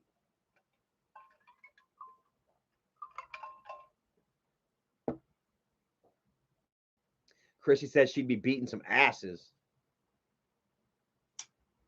And Zim, and what's up? Says Charlie. Charlie, sorry to hear you're going through that. Don't worry about it. Like I say, I'm not going through it really anymore. You know, this is what shit that I've been through. You know, I still kind of go through it a little bit. It still kind of irks me and whatnot. You know, but I feel like I handle it really well. I am Raph says, get that flare gun out.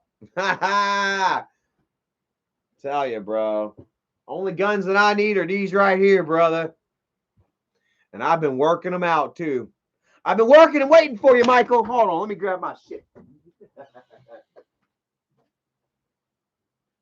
Ooh, that looks good. It's crunchy, huh? Oh yeah, I'm just sitting here fucking waiting on Michael, man. I'm just like, bro. I'm like just sitting here watching The Office, man, The Simpsons. I'm doing these in reps by 1, 2, 3, 4, 5. And I'm telling you, man, like, you don't think that damn 20 pounds is a lot, dude. But you do fucking damn 40 or 50 of these, man, a day. Oh, and try not to do more than 10 or 12 or so at a time, dude, because that shit will fuck you up. Oh, man. Yeah, guys, that's what I'm doing, man. I'm fucking doing my curls and I'm doing my fucking push-ups, guys. Oh, man, I'm feeling good, man. Yeah. I don't feel confident enough to take my shirt off for you just yet. But I did take my shirt off at Wet and Wild and got into the wave pool, and I watched myself back on the GoPro and the camera, and I saw myself from like the waist up, and I don't think I look that bad. Yeah. Drill Junior says, give me 20 push-ups. I can't do it right now. You got to give me a moment, man. I just did my curls, bro. I'm trying to pop them veins out, man. And I'm telling you, man, I'm getting myself solid. Michael, you don't want it, bro. You absolutely do not want it. I want it more than you want it. And I can tell by the way that you ain't here yet. And by the way that I'm getting myself ready for the day that you do show up. On my doorstep, trying to start some shit. You or anybody else you bring with you. Because I'm going to go Apache style. I'm going to be like the Overmountain Man. Ah! However, isn't that how the Overmountain did it? They hooped and hollered like fucking Indians. Scared a motherfucker.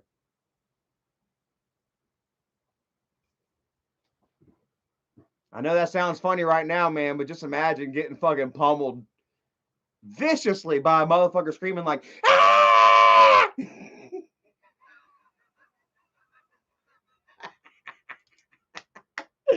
Oh my God. That'd be funny. I probably wouldn't scream. I probably wouldn't scream, man. I probably would go like a couple. You know, I probably would talk to him. I probably would talk to him, man, while I'm whooping that ass. Probably kind of, yeah, huh? Say you're sorry, you know? But I don't want to get too deep into it. Like I said, I'm trying to stay calm, trying to stay cool, you know what I mean? Trying to be Charlie Chill. But, you know, that's where you guys got to learn, you know. There's the fine line between, you know, being chill and not being chill.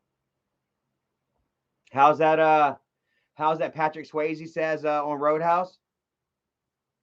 Stay calm or be nice until it's time to not be nice.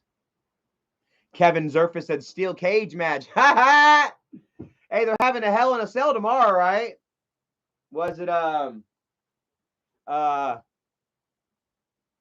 Cody Rhodes and the Magnificent? Is he the Magnificent Rollins now or some shit? He looks like a magician. He reminds me of Burt Wonderstone.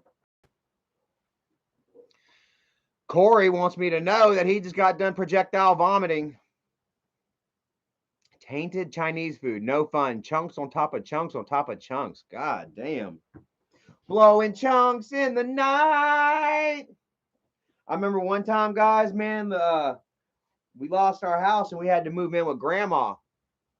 And all of us kids had to sleep together in the freaking the sewing room. And one night they all got sick and all puked on each other. I remember we woke up the next morning to get ready for school, guys, and we were all covered in fucking this really brightly colored pink vomit. It was almost like a snapper red, like hot dog pink, pinky red. Maybe we had hot dogs the night before. And we all had puke all over each other. I even had puke on me, on my shirt, in my hair and shit. And we all woke up and they were all sick and they all started crying and puking on each other some more. It was almost like the episode of Family Guy where they're all just puking on each other, blah, blah, blah. Except I'm over here in the corner laughing, dude. I swear to God, I got their puke all over me, on my face and in my hair, dude. And I'm over here in the corner just singing, blowing chunks in the night. Anyway, they made me go to school. And the funny thing about that is I got sick at school that day. And I puked in the classroom, guys. Isn't that the worst? Actually, I sprayed in the classroom because I felt a wave of nausea. I remember we were sitting there in science class, guys, right? And I'll never forget it. Like it happened like that. Like we're sitting there in class, you know, during a lesson, and the teacher says something kind of funny. We all we laugh, and I did too. I laughed with him. I'm like, and right after that laugh, like it unleashed the floodgates or something. Like something in that laugh just opened the doorway to sick, you know, and it was coming, dude. And I'm like, and And like that laugh turned into a wretch. And I did like that. And oh my God, it was my friend JP, man, little black dude that just started. It was his very first day. He was the new kid in class, and I had to kind of make him feel at home. And JP went on to be like the fucking coolest kid in school. And it was weird because I ended up seeing him like 3 years later at Trailwood, the back of Trailwood at the Speedway. And I knew this kid from South Congaree, the trailer that burned down out in Columbia. And I would see him 3 years later in Charleston, 100 something miles away, and he would be laughing, "Hey, this guy puked." He still remembered it. But anyway, so I'm supposed to make him feel comfortable, and there I am running out the fucking the classroom with puke me. I'm like, I did like that, and I start to run out the classroom, and I get right in front of the fucking teacher and everybody, and I do it again, and it shoots through my fingers, like it's kind of all different directions, and I get right to the door, and I open the door, and I get out the door, and I'm like, blah, and just let it fall off to the floor. But at least they didn't see it. Then I went to the bathroom, and I continued puking my guts out. And I got to say that was kind of a bit of karma, I would have to say, for laughing at my brothers and sisters having puke on them, for them blowing chunks in the night.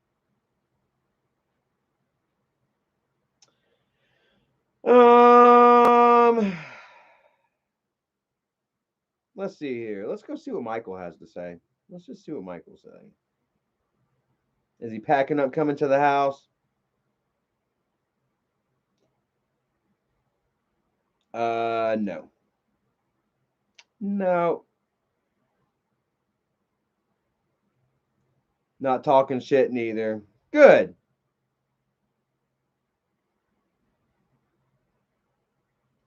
Oh, check this out. An old message from Bridget. Oh my God. So here's from an old Slob Mob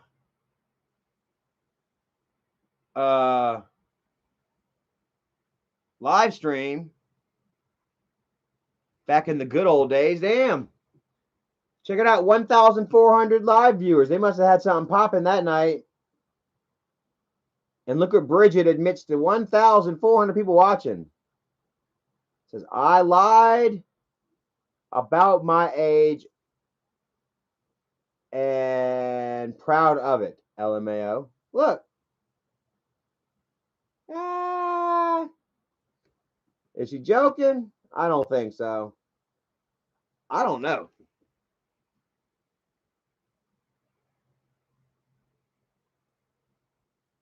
Like say,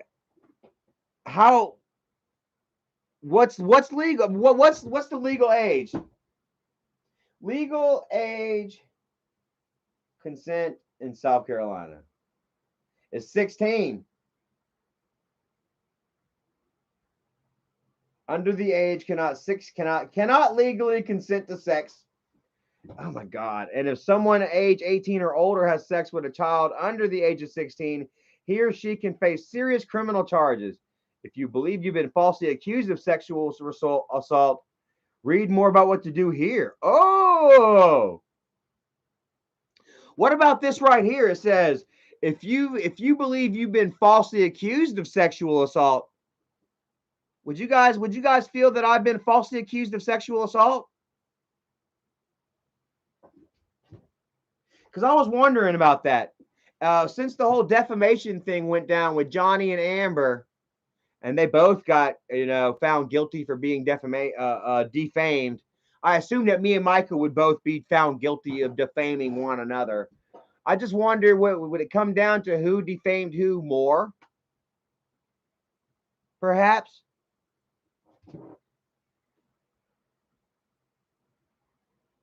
And the fact that I was falsely accused of sexual assault.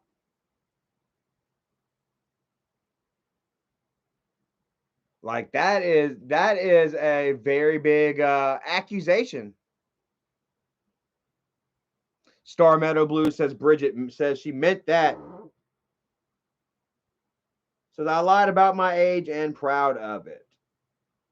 Well, like I say, I mean, I don't know. Maybe she did. But like I say, man, you can't get away with that kind of shit in a court of law. If the cops had pulled them over, checking IDs and shit, and started digging, Michael would have gone to jail.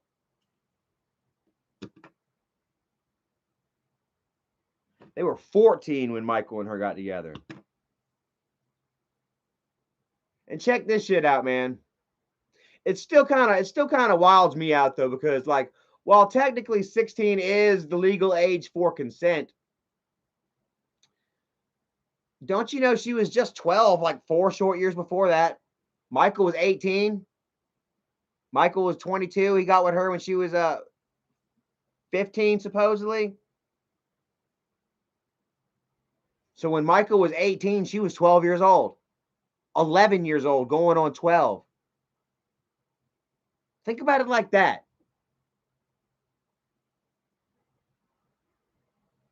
And just how far into sexual maturity do you think Bridget really reached? Between 11 and 15, 14 when Michael started talking to her. Michael started talking to her at 14 and a half, going on 15. Remember, she would just turn 15 when they would go check out Zach and Miri make a porno.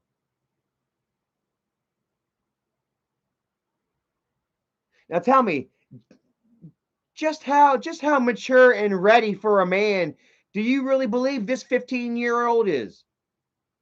A 16-year-old. She was fresh 15 though. Just a few short years ago, she was 11, 12 years old. Playing with My Little Ponies and shit. While Michael was listening to fucking Slipknot. Trying to get laid.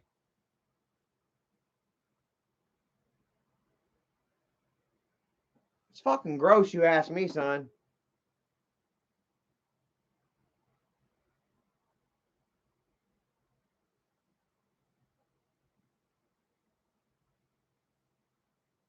I couldn't fucking do it.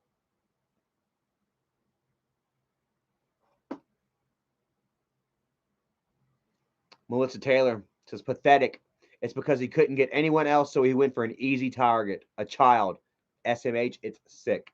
That's usually how it happens, right? Like, these people, they feel insecure about certain aspects in their life or their bodies or whatnot, and they feel like they can't go out and get anybody of like of their same mindset or a certain degree, a certain caliber, because they themselves are damaged goods. So they prey on the weak, the innocent, the young, the naive. And he did just that with Bridget, with his little computer skits, his YouTube skits and shit, little pranks.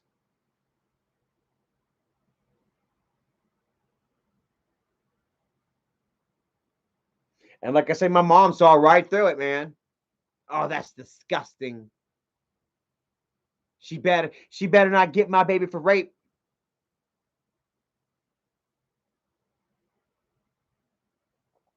Hallucinogenic says, I think I told you what happened about me in a similar story, Charlie, but I was manipulated because I was easy, gullible, and could be manipulated easy when I was younger. I mean, many women out, it happens to many of them. How many women do you hear about young girls that run away from home? They get involved with the wrong boy, or they get involved with drugs, or they have an abusive father or mother, a broken family that they're running from, and they run right into the arms of an abusive man. And then they've got nowhere to go, so they stay. Hell, we've seen it happen with Nikki. You see her finally, Nikki Guest finally stepped up and is divorcing Isaac. But shit, she was with him for how long? She felt like she had nowhere to go, being abused and taken advantage of.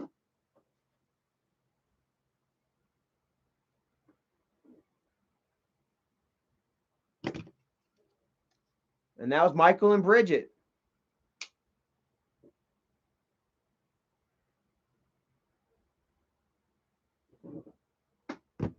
And how many times do you think Michael, used his power to manipulate Bridget and still does? Michael has trained that woman, that girl. I ain't going to call her a woman because I really don't believe that Bridget is a woman. I don't believe that Bridget has quite fully evolved into womanhood. I don't think Bridget, has experienced what it takes in life to fully be considered a woman. Booger eaters and butt sniffers, thank you so much. I appreciate that dollar. Like, how much growing up can you honestly do? Can you undergo, being mollycoddled your whole fucking life? Not having to worry about bills, playing GTA all day. Not GTA, Jason. You still got your mama cleaning your house and washing your fucking clothes. John and Lloyd Maryberry says, bro, her mom was trying to get you by the pool. I remember that. When I lived at the pool house and shit, and she was damn tanning out at the pool. I can't remember what all was said to me. But it was she encouraged me a couple times to jump in the pool. And I'm like, I don't want to. Felt awkward. I was like, I was almost manipulated and controlled by Bridget's mom. It was about to go around in circles. Booger eaters, butt sniffers. Thanks for the $3. David James. What's up, David James? Love you, bro. Hopefully you're having a great night. Aussie, Aussie, Aussie. Oi, oi, oi. I had some Aussie lemonade earlier. Monster Energy. I thought about you, man. I was like, I wonder if this is what lemonade tastes like down on the underside.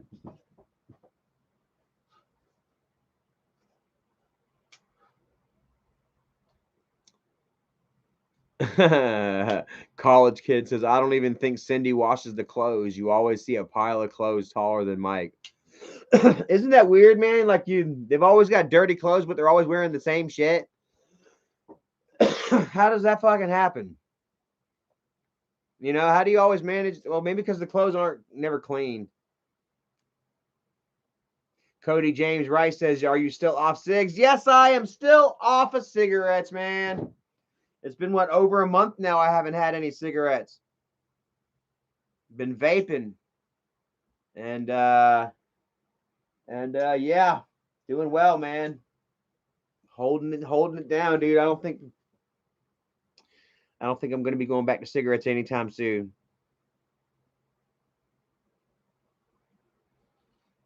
Hallucinogenic says, I'm almost 100% sure Cindy knew about his age difference, but didn't give a damn to say anything. I got to tell you, man, I think, damn, of course Cindy didn't say anything. She, how much, Michael, they all knew. Michael knew. Come on, bro. I remember he tried to say that he found out on her 16th birthday. At her birthday when he saw the cake. Like, no. No. When you saw the teddy bears on her fucking bed, and you saw the fucking Blues Clues posters hanging up on her walls, you knew she was underage. Stop it. Stop it. It was a turn on for Michael. But well, like I'm sure I wouldn't be surprised, he fucking paid them to keep him quiet. Like he's like, oh yeah, okay, well, good. Like if you notice, Cindy's got her own fucking cleaning company. She's got her own fucking house. Michael bought her own place, gave her own fucking cleaning company, gave her own vehicle. Cindy's living the life of fucking Riley. Why? Because she didn't say nothing. Because she doesn't say anything. She's Michael's accomplice. Whatever Michael fucking wants, she does. You remember that she would go on live on Fatty's live stream talking shit about Doug one night.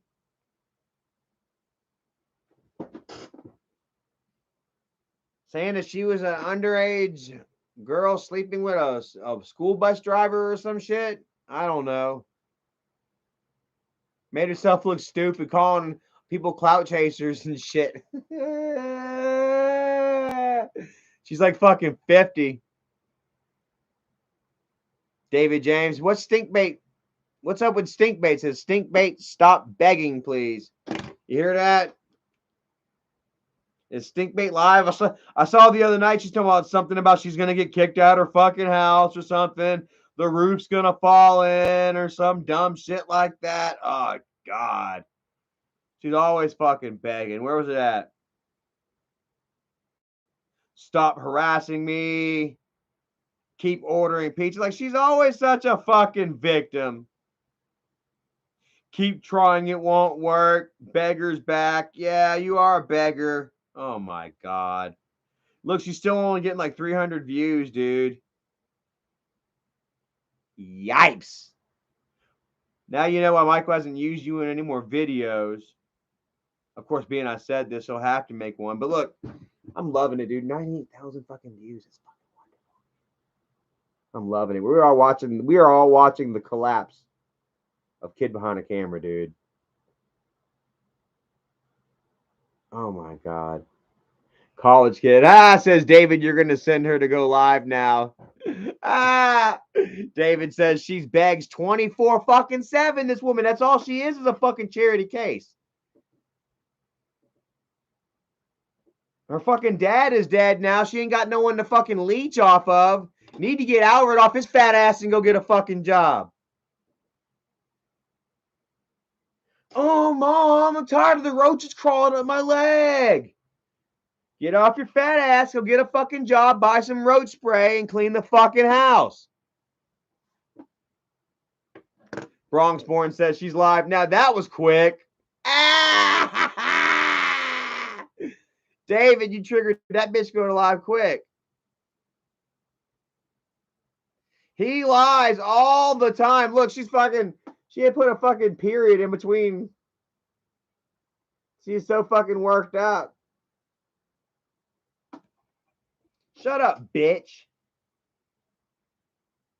Tell Tuna, shut up, you one-legged bitch. I'm sorry, that's the savage coming out of me right now. Tell your son Albert to get off his fat ass, go get a fucking job, buy some roach spray, clean the fucking house, and pay a roofer to put a fucking roof over your head. It's not that hard to do, to get a damn job and go to work. She's got to sit around and beg 24 fucking 7. Casino bro, much love to you. Thanks for that $1.99. Goes a long way. We got almost $1,000 coming to us this month. Got a good bit of that gonna go to Erica's ring. Thank you, David James.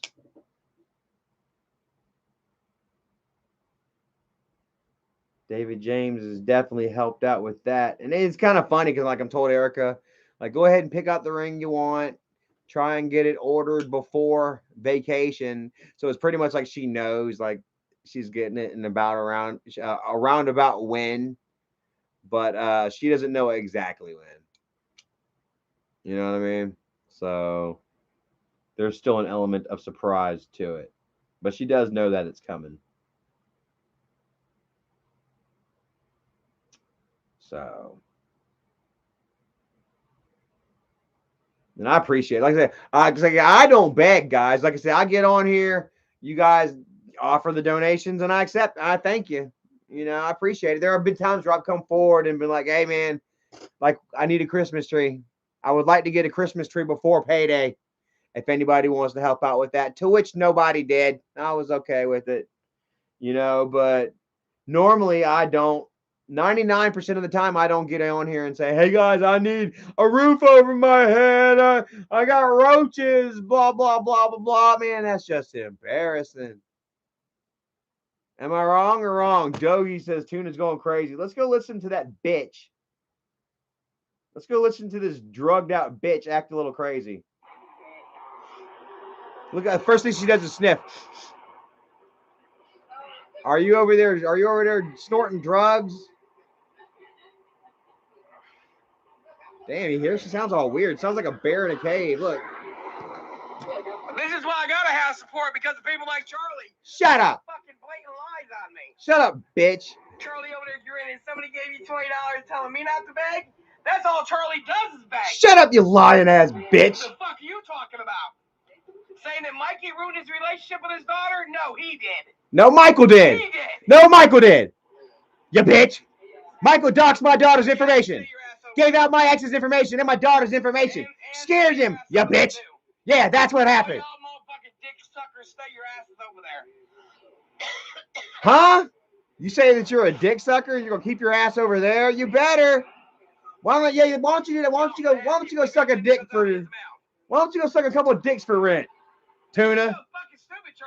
You do a lot of licking. You know, Tina, you do a lot of fucking licking. All you gotta do is stick a dick in front of it. Maybe you'd pay your rent a lot easier that way. Huh? You got enough people that hate you enough, they'd love to just smack you in the face with their fucking cocks. You can go ahead and fucking pay your rent easy. Go ahead and paw you. Huh? Pause your ass. Oh, bro. I'm about to go crazy. Immortal dropped me a 20 bomb because of Tina. Hey, Tina, I just got a $20 bill because of you. I got $20. I got $20.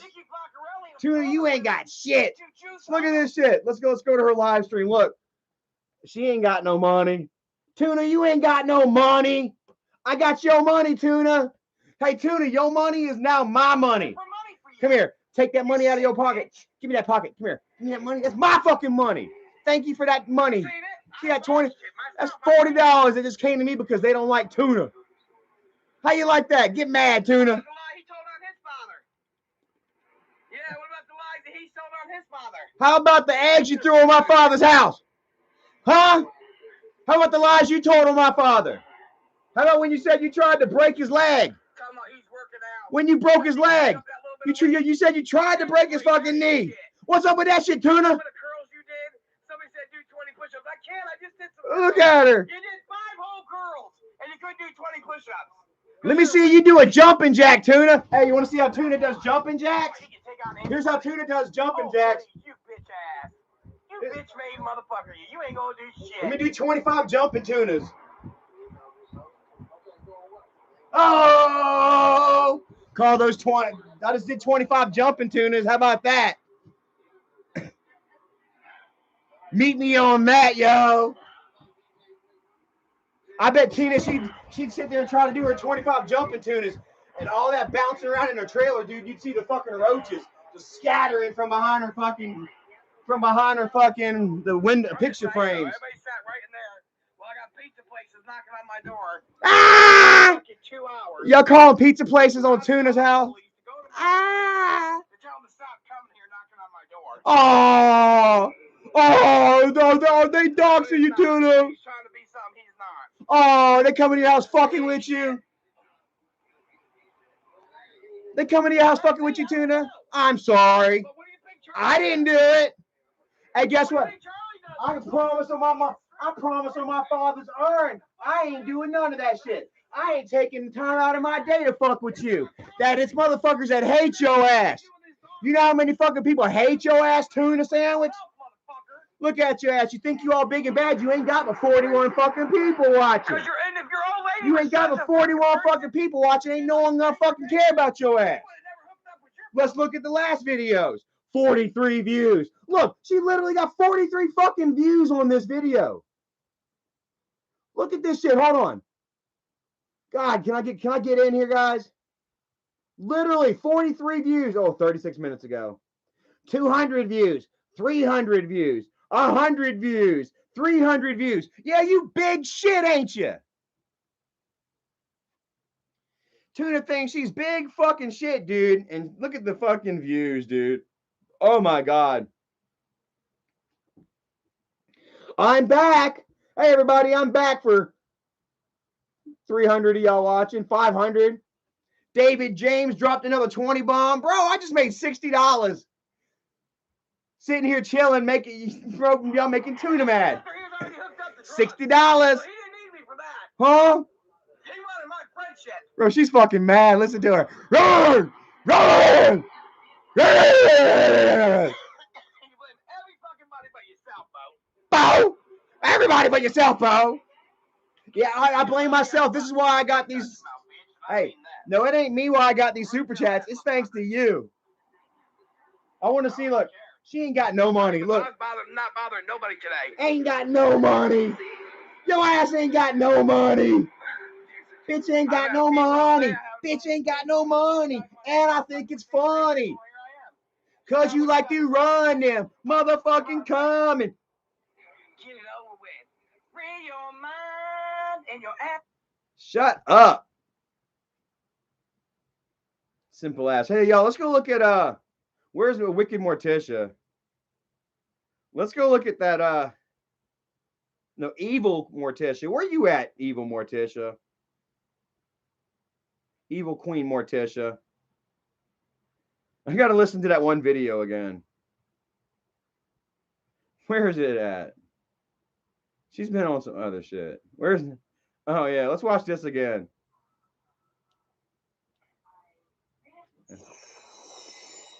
Shout out to Evil Queen Morticia.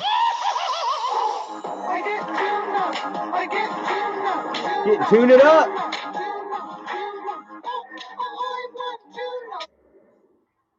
They'll talk. That's how Tuna look in the grave. And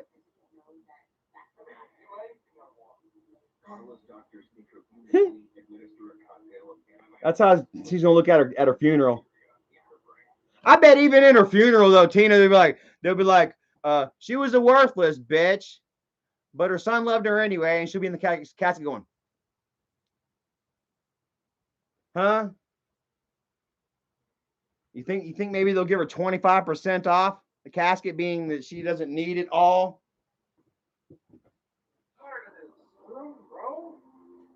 Sit in peace. Every time I go to eat something, start coming out everywhere.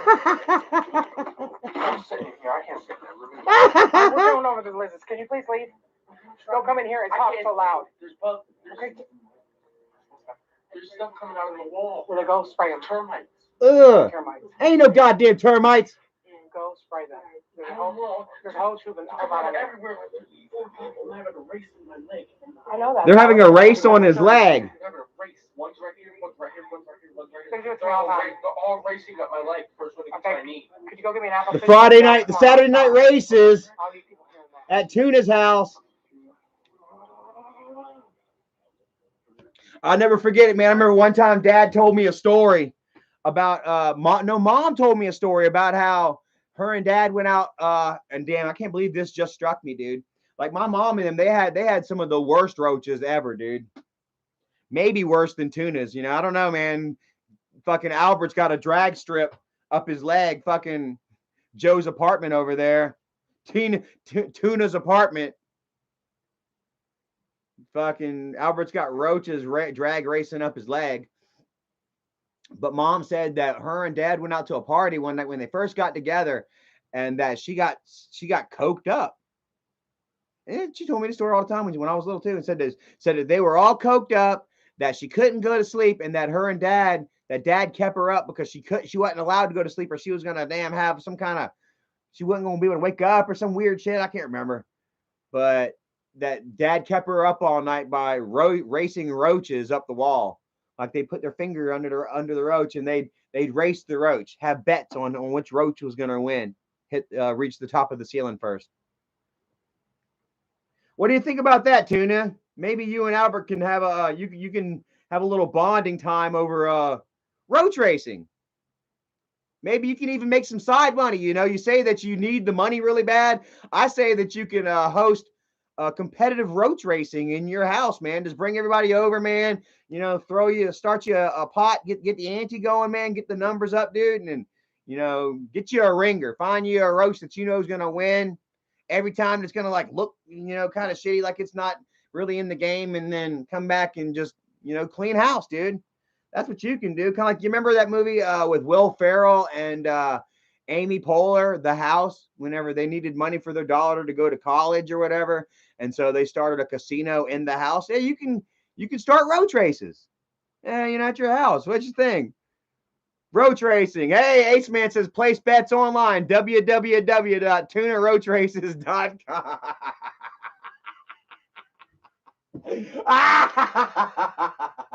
And hey, Tina's already got them. She could be the announcer. And we got. I can't think of the names fast enough. We got Sparkle Wings on the line. Coming on to the left with me. Followed by Roachy Joe. Come in quick on.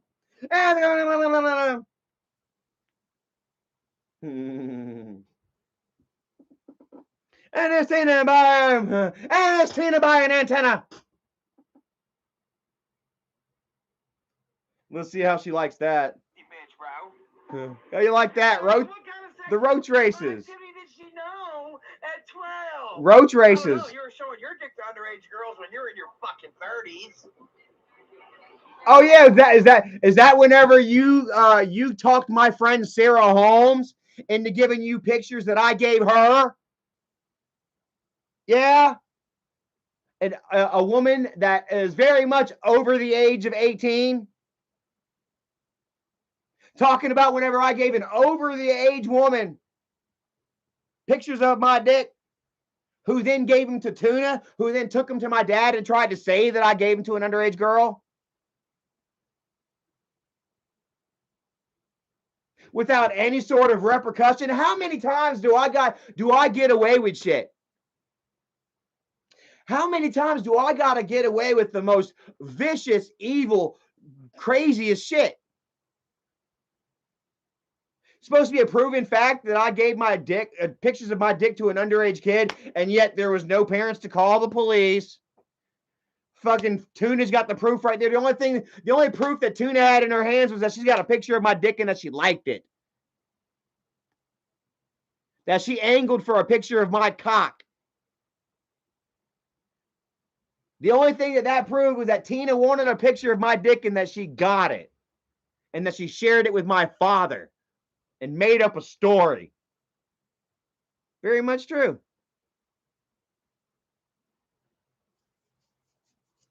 Gingerbread Cult says, I'm worried about Doug. He's really not doing good. Mike should at least make amends behind camera. Let him see his grandkids like Jesus. YouTube isn't worth destroying your family. Well, honestly and truly, man, I think that bridge is burned.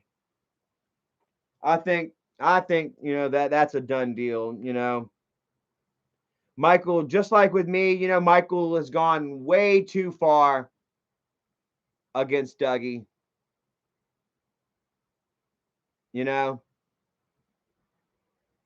That there would have to be, serious reparations other than just an I'm sorry, in order for things to be right on the social scale of things.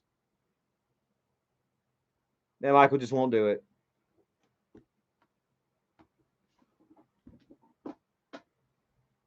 And I feel for Dougie, because Dougie wants to be a good guy. He wants to, make amends, all that shit.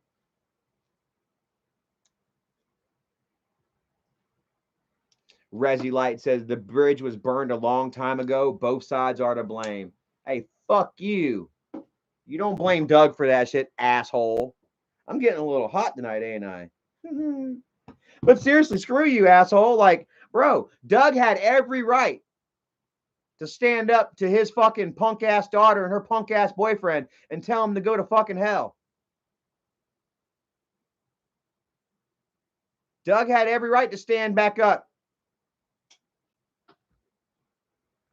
and speak his fucking truth. Just like I had every right to stand up and speak and continue to still have the right to stand up and speak my truth, the truth.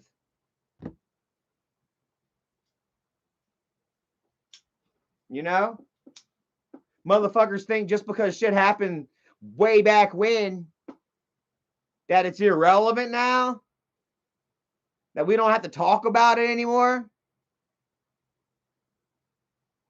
Well, I'm sorry, but I disagree.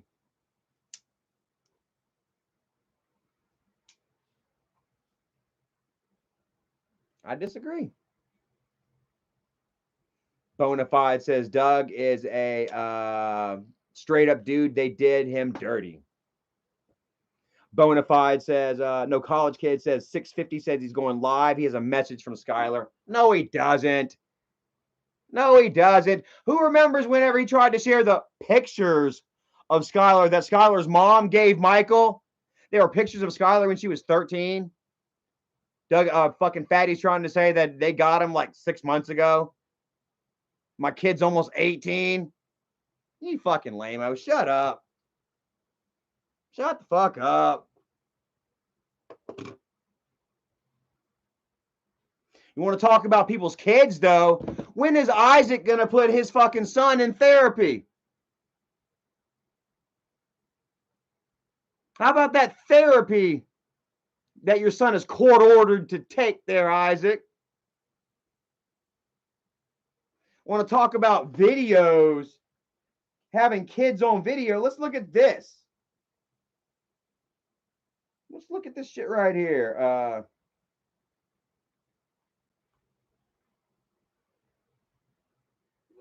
Look at this shit. I want you to first.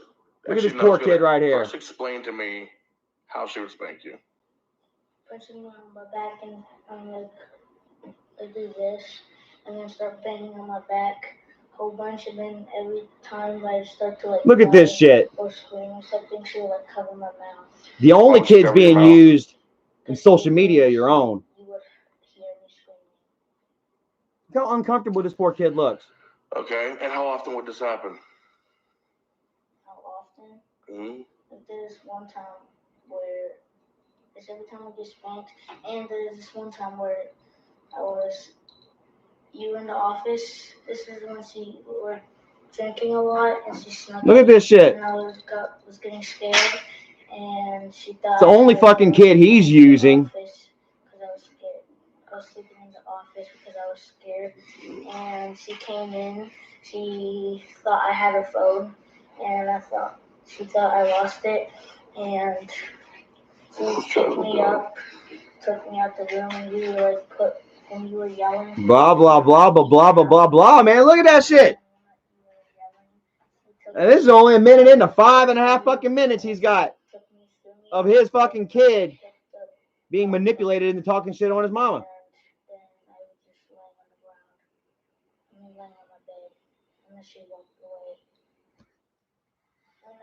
And so all that's supposed to have been true. What's up with this then? Let's go over here. No, let's go back over here and look at Nikki. Go back over here and look at Nikki. Picture of her and her kids. Where we got? All that mattered all week. Me and my babies. Look. Boom. Boom. Her and her fucking kids, dude. Where are you at, fatty? Why is she not in fucking jail like she was supposed to be, bruh? Huh? How is she around her fucking kids?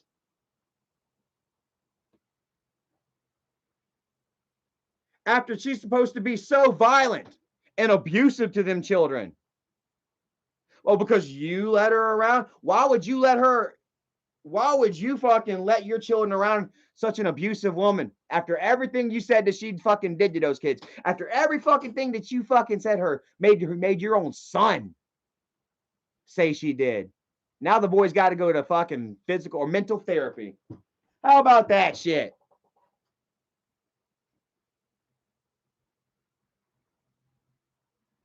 Talk about kids.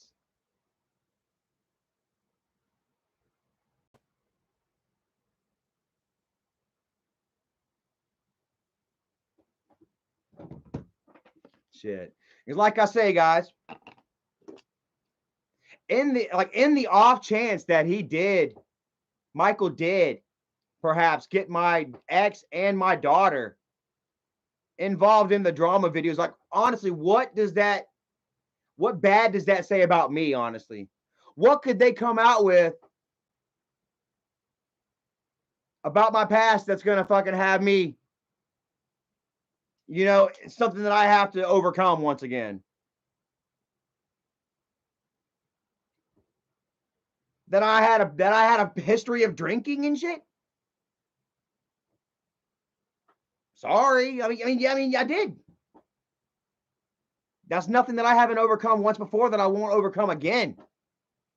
That, like I say, me and my daughter had ourselves a relationship that we were bonding back in 2018. That all the hurt and shit, you know, that was caused from my drinking and shit, and from a splintered relationship between me and her mother, me and my baby's mama. You know, that all that was going to be water under the bridge, that we were going to repair, we were going to work on it. And it got taken away because fucking Michael put my shit out there. Now, how does that necessarily make me look bad whenever Michael, or should I say whenever my daughter and my ex let themselves be drug in? They willingly walk into the drama circle to talk shit about me. For what? Because Michael paid them? Because now they finally feel like coming clean about Charlie and his abusive past, blah, blah, blah.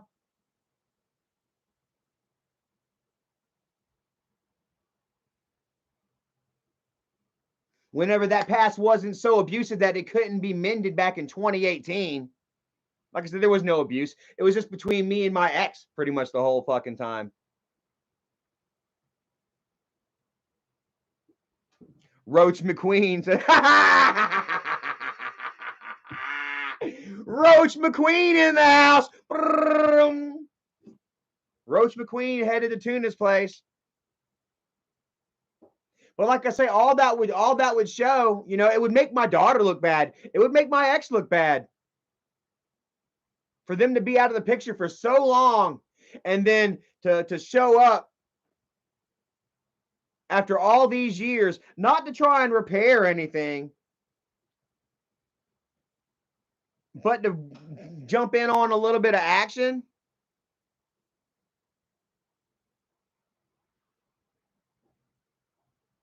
I mean, what do y'all think, honestly?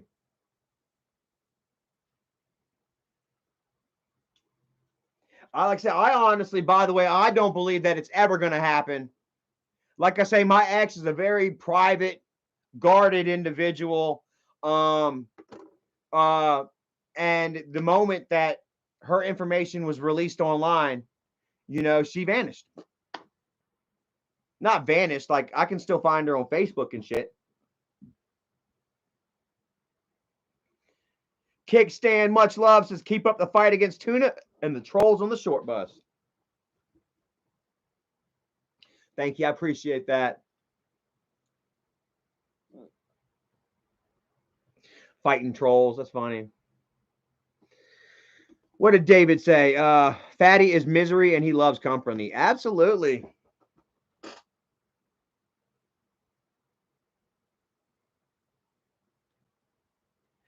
He's been misery, you know, for how long? Since 2012 or so. He's been like doxing and harassing people. Claims he got somebody, or he did get somebody fired from a university job. The dude in turn sued him and won.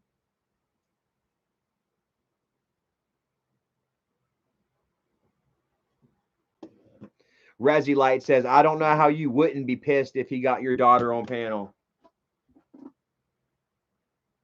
Oh, like I say, man, it would affect me. I would be upset. You know what I mean? But like I say, once again, I don't see how that would make me look bad. You know?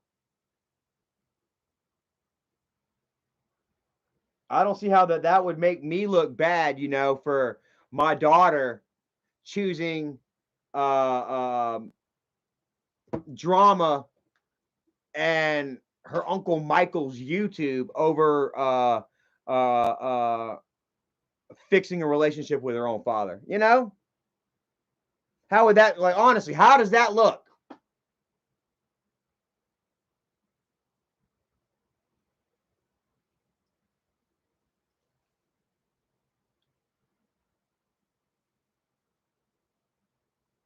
Dago Dad says that will never happen. But I mean, just in the off chance that it did happen, you know, we're all seeing it happen for exactly what it is.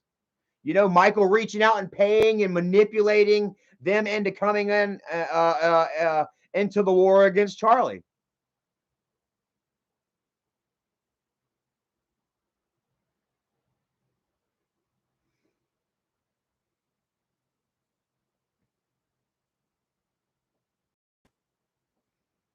Resi Light says, not talking about making you look bad, just going there and associating with them. Like, yeah, I mean, it would.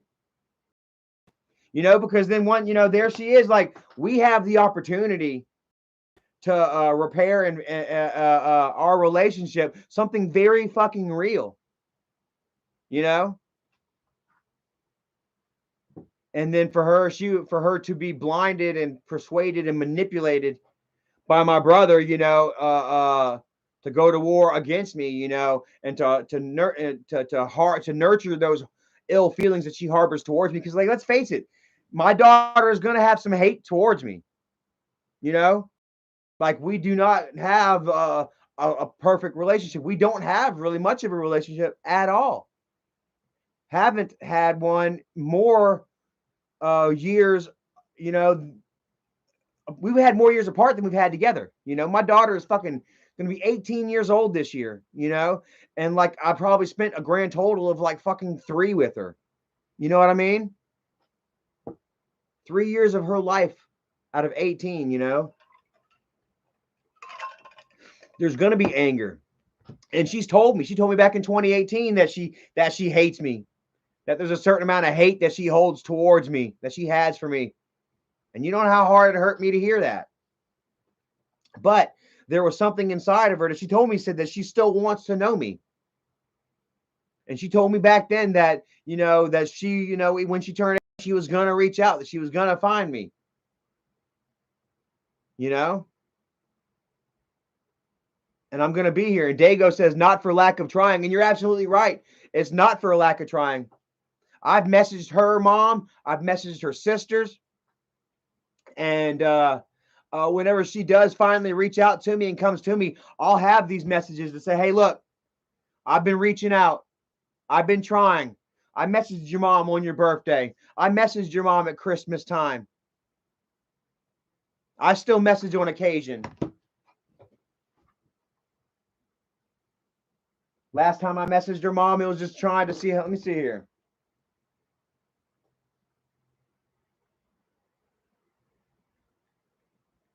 No, let me see here.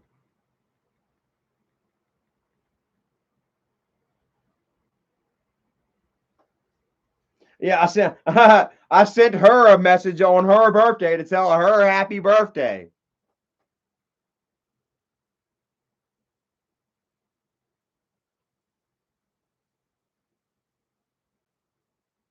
Take a screenshot. Hold on a second. Let me go ahead and crop out some shit.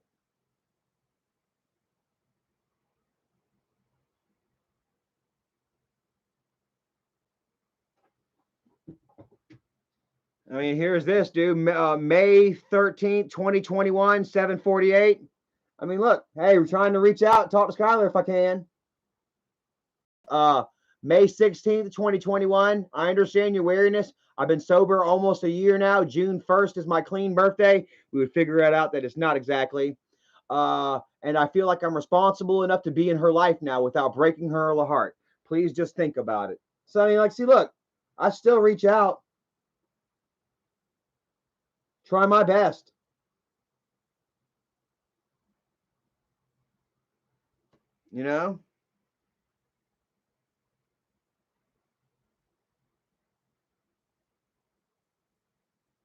Even, let's see here.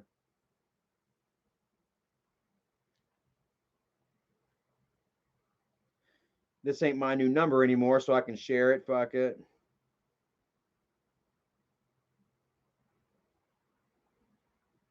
Like, yeah, there was my old number. Gave her my number at May 16th, 2021. I hit again at May 24th, 2021. January 1st, Happy New Year. February 12th on her birthday, happy birthday to her mom there.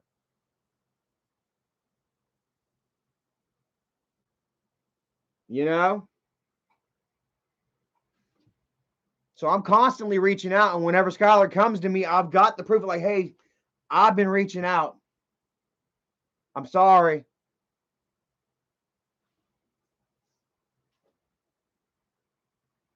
Ace Man says none of those messages have been delivered. I guess not, maybe.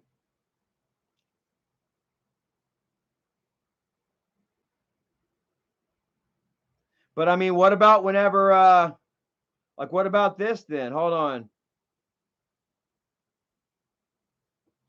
Like hold on. I don't want to share her picture. Like what about this then? Like I called her. You see where like she missed my call. I even tried calling. 7:25 in the morning. You know? I mean, if they're in a filtered folder, will they not get the call neither? Perhaps, you know. So, like, I'm trying, man. Like, I really am trying to reach out. I think about her often, dude. Like, like I don't want to cry too much on it with you guys about it, but I do think about her often, and especially being that it's getting close to, that time. She's gonna be of age where she can come to me. Like I'll be waiting for any moment, like to knock on the door, or in my filtered folder. I go to the filtered folder sometimes and look, or Instagram or something like that.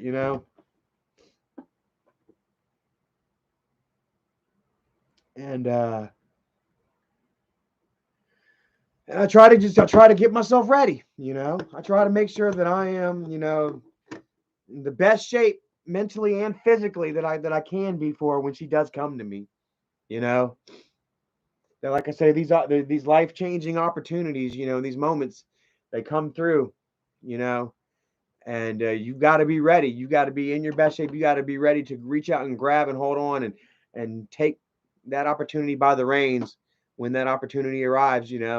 And I feel like I'm there. 2 years sober tomorrow, and I feel like I won't be that man that used to break her heart.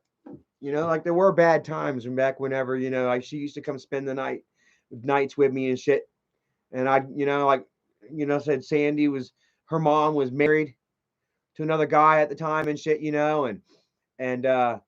and every time that she'd go back home, every time that they'd come pick her up, he'd always grill her with questions. Did you smell anything funny? Was he drinking any of that special drink? Her stepdad would lure out of her, and she would always tell him, yeah. And he'd always be ready to try and fucking bust my ass or whatever, and he'd get on Sandy, because he's smoking it around her and yada yada yada. Which, and I was, like I wasn't smoking around. I mean, but I was smoking it around her. I'd step outside or into the bathroom or something like that, and then I'd come back in, and then she'd smell it on me, and she'd go back and tell her stepdad and shit, and her mom would try and cover for me and shit or whatever. And I don't know, it just wasn't, and I wasn't taking full advantage of the opportunities, man. Like we'd go out and there was this one little park that was right around the corner from the house, and we'd go to Walmart and I'd get her like a little freaking like clear bug catcher thing, and we'd go to the park and spend a few hours out at the park while she caught crawdads and minnows and shit. But like and I'm sitting here looking at the clock, man. I'm waiting for 12:30 to hit so that the store's open for beer. I could take her back to her mom's and I can go get my beer. Feeling like a piece of shit about myself because I'm going to drop her off early because I got to start drinking. All that time that I wasted, that I'm ready. I'm ready now to fix that. I know I can do better. She'll come over and she'll see me. She won't see me jonesing for a beer. She won't see me trying to pawn her off on somebody or trying to get away from her so that I can go, get fucked up. You know, Gooseberry Ministry says, you know in your heart that you tried. No parent is perfect, but you deserve to see her again. You've been clean and doing well for a long time. They have that savior complex. And, you know, that's fine. You know, like I said, man, like, I don't know, like in the very rare offshoot, you know what I mean, that damn Michael were to persuade her through, you know, either her anger for me or her love for money, you know, which I very highly doubt will happen. But even in the rare offshoot that it does, you know, then that's just going to be another heartbreak, another obstacle that I'm gonna be forced to navigate sober. You know, that I'm gonna have to deal with. I mean, there's no way around it. But I won't sit there and I won't lose my head over it. You know what I mean? Of course it'll hurt. Of course it'll make me angry, you know. But there are ways to deal with it, you know, and I can either make the situation better or I can make it worse, you know.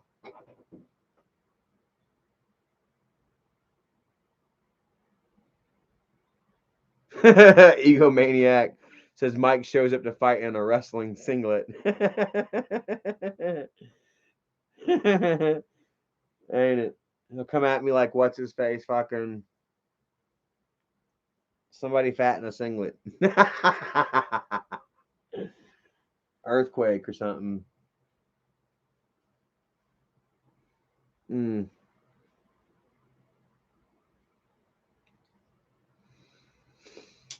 So I don't know.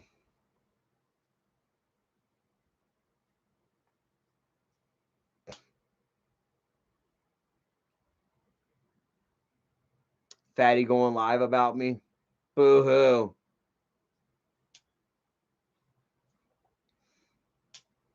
Like I say, it ain't shit. Hey, how about this? Like I say, please be live on his channel. That way you guys can fucking save that shit and send it to the guardian ad litem involved in his the family court case going on right now. He's not supposed to be online talking shit, yada yada. Let's see here.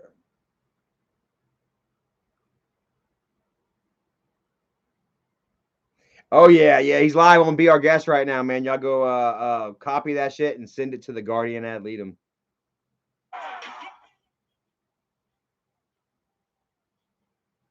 So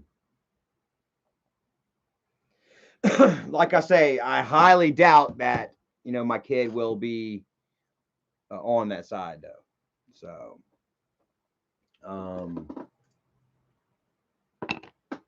yeah, like I say, man, I've been doing really well, guys. Like this just how do I put it? Like yeah, you know what I'm saying? I've just been doing really well, man. I haven't been getting in any trouble. I haven't been starting no shit with anybody, you know. And all this shit with me and my ex and my daughter is just that, you know, it's ex shit. You know what I mean? Bad, and I wouldn't even necessarily say bad blood between me and my ex because we kind of got along. Like, you know, we talked for a long time. We actually even had maybe got a little too close there towards the end. But you know, which I think kind of, you know, really ended it for us, you know. But yeah, years of fucking, you know, of separation between us, you know what I mean? I don't know. It doesn't necessarily, you know, reflect on who I am anymore. You know what I mean? Like this, like me, like our relationship was like 20 fucking years ago, honestly, you know? And like, if you thought, I don't know, like, yeah. we're all young. We're all doing dumb shit. Like I was deep in my alcoholism and she didn't drink, you know? So I don't know. But she cheated, you know? So like we really did not, you know, it was bad. All around, I don't feel like maybe neither one of us were quite ready. We were both young and it ended up working. It ended up not working out, especially with the fact that her mom did not get along. Like she did not like the fact that we were together because you know she wanted my ex to be with her first baby's daddy. You know, and I don't know how many of y'all have ever been in certain relationships. You know what I mean, where the parents don't like you, but usually if the parents don't like you, I mean it's kind of doomed. You know what I mean? Like that's the reason that my name wasn't even on the birth certificate. You know, like we knew my daughter was being delivered through C-section, so we knew exactly what date that she was being delivered, right? And we lived with her mom.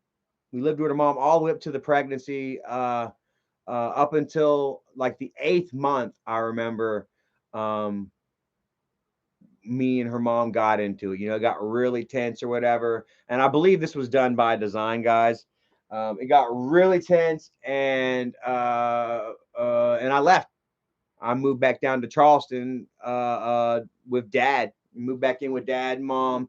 They had Josh, they had Jennifer, they had the boys, and Michael was there too. I mean, it was a full house. Didn't even have any room or money for me down there, but I had nowhere else to go, you know. And it happened like a month before the delivery, guys.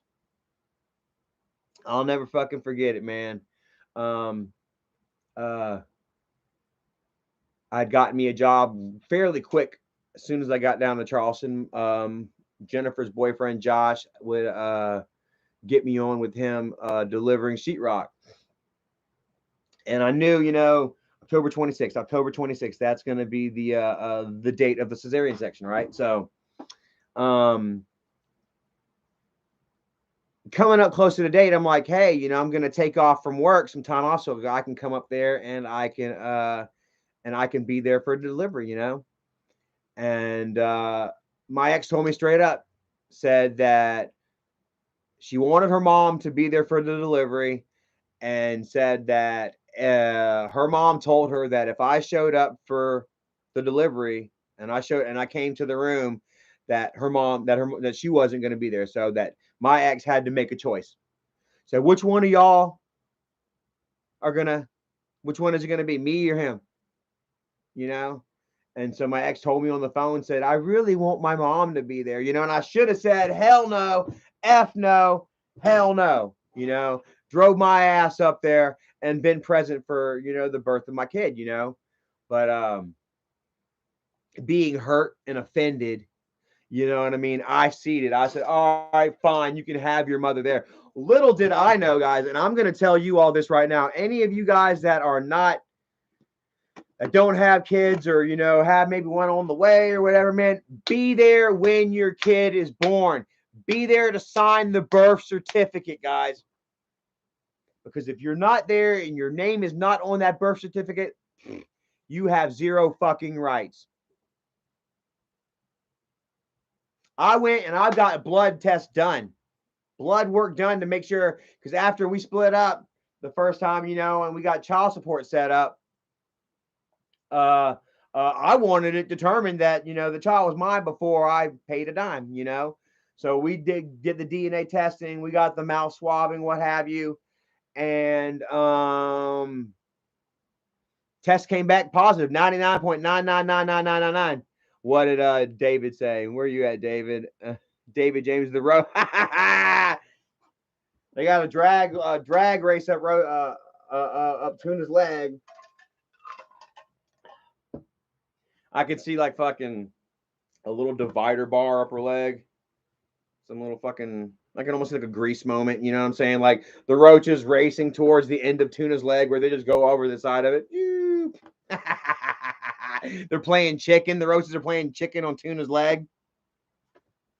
Check it out. Laughing Black Baboon says Isaac is live around. Okay, let's see. Isaac and Tuna, aren't they? Let me see here. I done pissed them all off tonight. Let's see. Is Tuna still live too? Hold on. Damn it. I was about to say, dude, we busting the bank right now, bro. I got fucking Tuna and fucking Fatty to go live. Chance Binky, have a great night. Thank you for joining. And yeah, man. So anyways, yeah, my ex told me straight up, says, you know, my mom wants to be here and I really want her to be here. And if she says that if you show up, that she's not gonna come. So, like a fucking idiot, I stayed away, guys, and didn't get my name on the birth certificate. Harrisburger says Fatty is triggered. Ah! Hey, man, we're not the ones that fucked your kid up, bro. We're not the ones that fucked your kid up to the point where you're responsible for their damn mental therapy now. And like I said, I can't fucking wait, guys. I guarantee you by the end of the year, Nikki has those kids. I guarantee you, because you go on Nikki's social media right now, she ain't on here doing all this bullshit, going after fucking this person and that person, triggered drama on a daily fucking basis. Nah, Nikki's got her shit together. She's going to work. She's putting the effort in, and she's got her kids back in her life already with just a few months out of Fatty's control. Fatty tried to damn say that he was going to have her arrested for molestation on a child, on an underage kid, that she was a pedo, that she was violating this, that, and the third, that she was not getting away with it. She'll never see the kids again. Look, here we are fucking not even damn 5 months after she left his ass, and she's got the fucking kids. That if you look on her social media, that she's not all triggered and hell-bent on fucking social media drama bullshit, that she's got her shit together. But if you go to social media, it's a whole other ball game. This fucker don't go out and do shit with his kids. That all he focuses on is fucking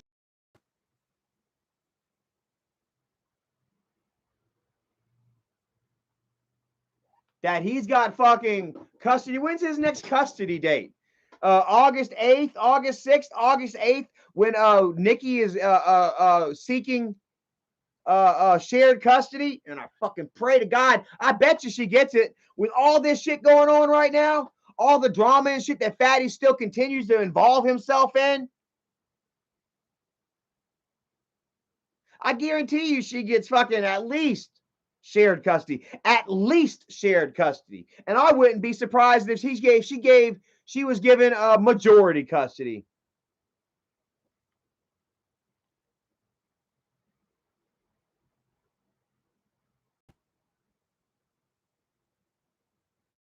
Because while Fatty's live on nothing but drama shit on a daily fucking basis, that Nikki's actually going out and getting shit done.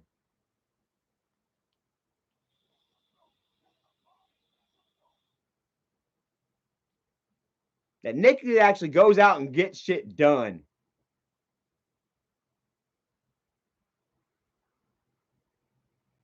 Charlie Chill broke his sobriety. He's hammered right now. Do I look hammered to y'all? Shut up.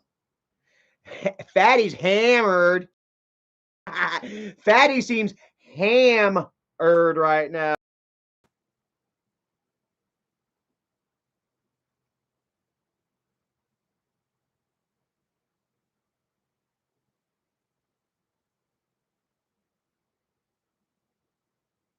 Like I say, we shall see.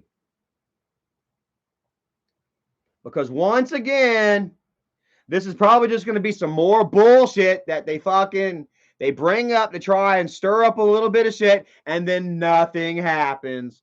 How often do they do this shit, guys? Unknown, thank you so much. Says you actually look pretty sober and healthy. Haven't been here in a few months, and you look pretty healthy. Well, thank you, man. Like I say, tomorrow makes 2 years sober for me, guys.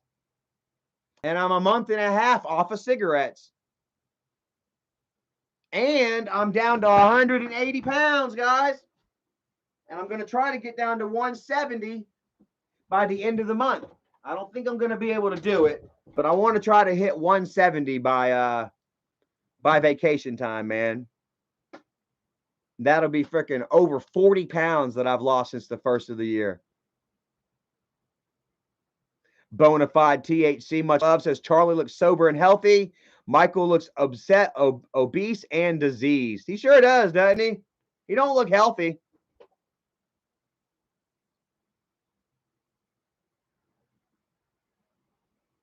He sure don't look healthy. And what you waiting to go live for, fatty?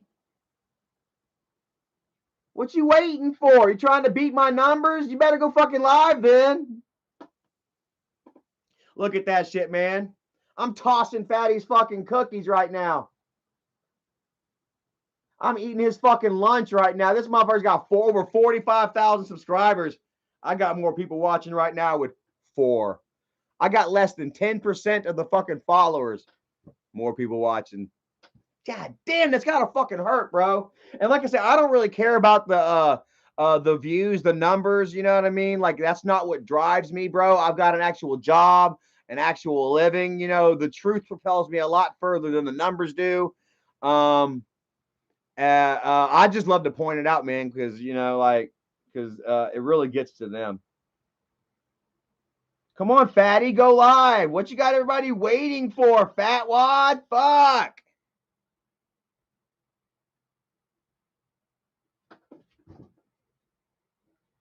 Let's see if Michael's got anything to say.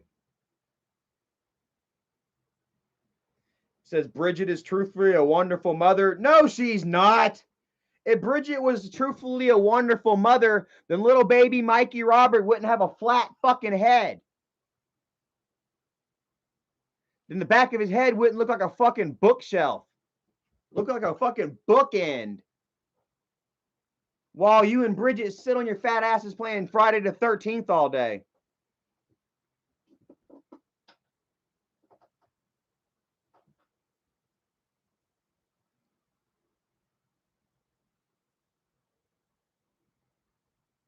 So,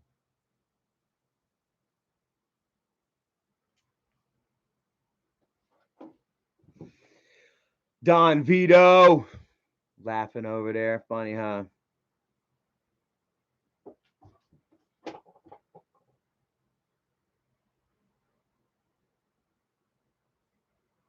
Mm-hmm.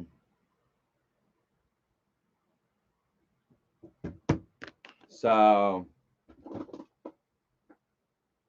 like, this is fun. I'm ready. I'm continuing, bro. Like, I'm ready to see what's next. Lazy Bomb, what's up, brother? Because, like, you know, the more lies, the more promises that these fuckers break, the further their credibility sinks. I'm gonna hold on to this. I'm gonna hold this shit against you guys. I'm gonna hold you motherfuckers to it. You say that you got my ex. You say that you got my fucking daughter. To come on, I want to see their fucking faces on your stream. I want to see their fucking faces on panel. I don't want no bullshit fucking damn voice yada yada yada.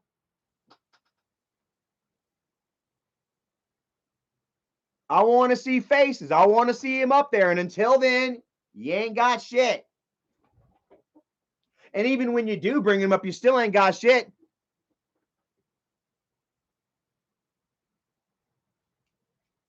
All that is proving that my fucking ex and my daughter are more interested in destroying a relationship than repairing one. How does that make me look bad?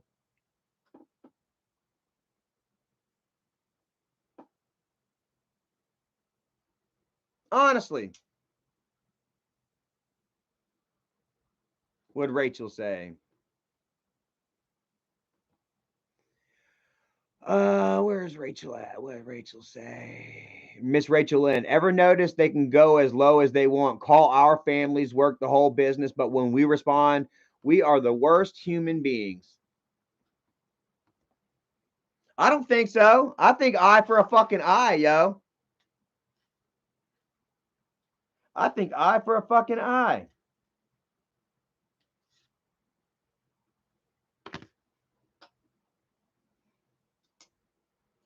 Unknown says, is your daughter talking bad about you? No, she's not. They say that she is, but we have yet to see zero proof.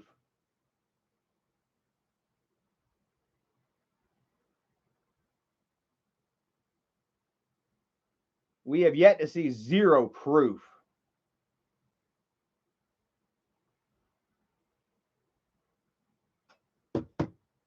You know, so like I say, man, like the more claims that they come out with, like the weaker you see they are. Like, once again, do we got to watch the video of Johnny accusing me giving him drugs? Hold on a second. Be our guest.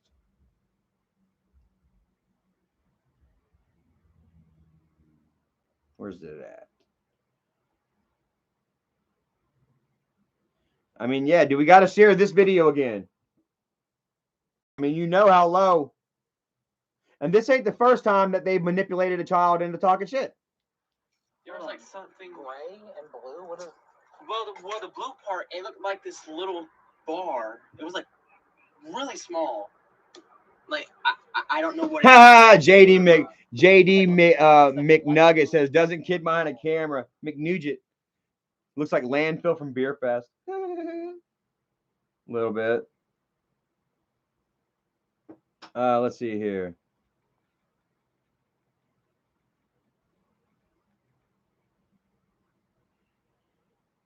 Where is this other one? There's another one here. I can't have that here.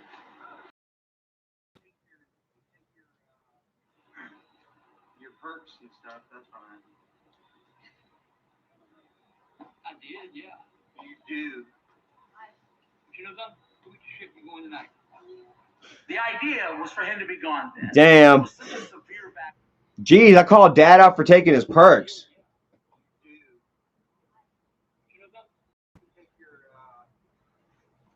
know you got the best Bobby.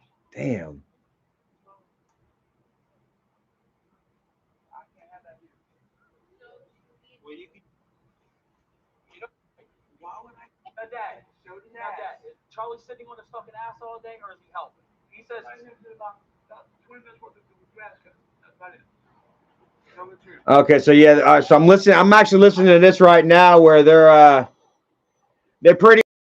Oh, and then set up the plan. Like, here's what we're gonna say. Here's what we're gonna do.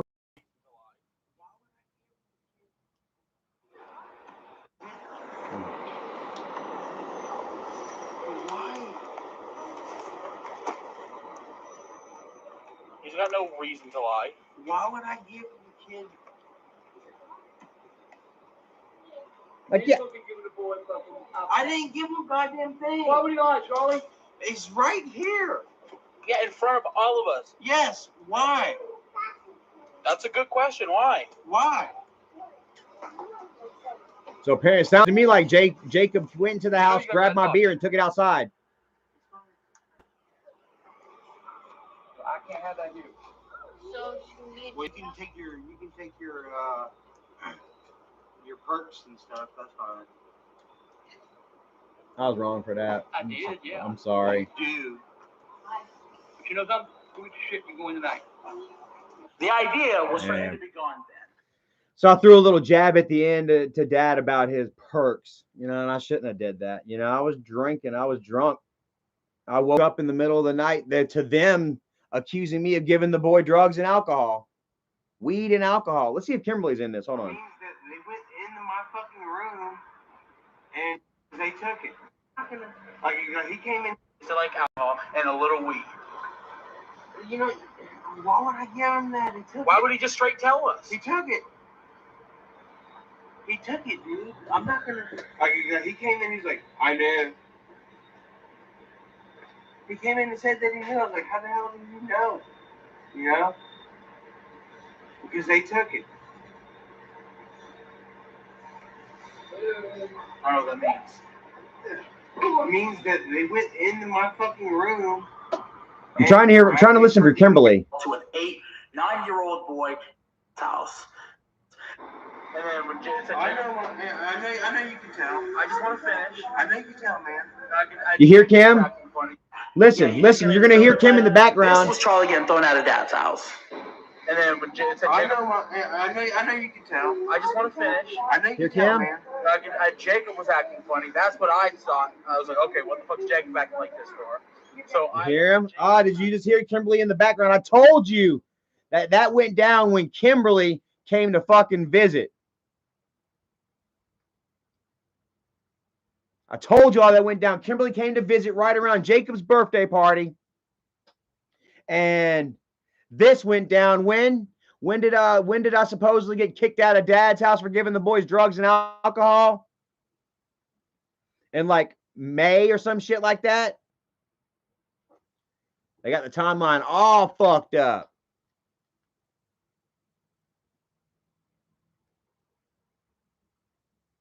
On top of the fact that, let's go back over here. Let's go to Mom, Tina Sharp.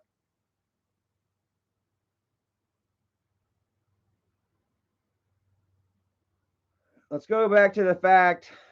Let's show y'all this again.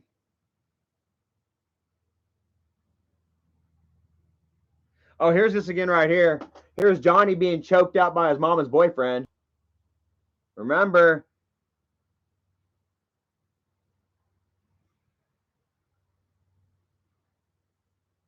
My mom's friend started choking me. He tried to claim that that was Kyler. Kyler, the one that is not supposed to be around the boys. Where's it at? Let me scroll down. So Mom found out and called DSS and said, "Look here, God damn it, my kids are being attacked and beaten over there." They tried to say it was Kyler. And let's see here.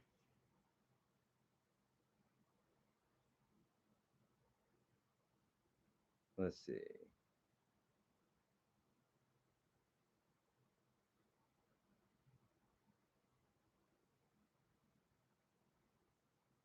Where's it at? JC. Nope. Okay, scroll up.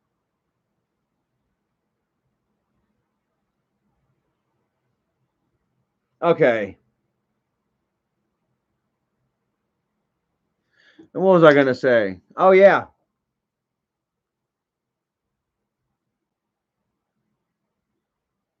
Come on, load up. This video of Johnny overdosing on PCP again. Do we really got to watch this? It's loading.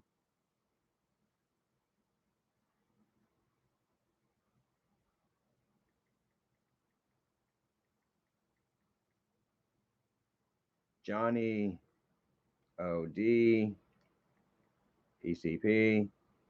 Here it is.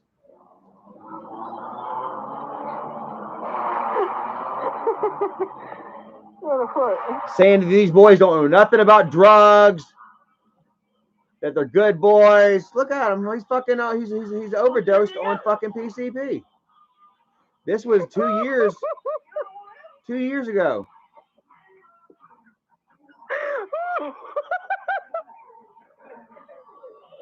All the boys watching. So apparently Kyler gave the boys drugs, and Kyler's not supposed to be over there no more. Yet Kyler was the one, quote unquote, choking this boy, Jennifer's friend.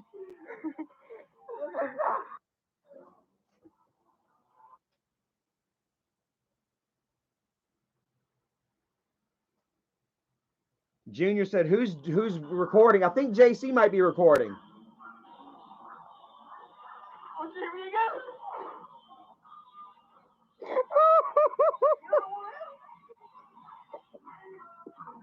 These boys have been on drugs and involved with the wrong environment for far too fucking long.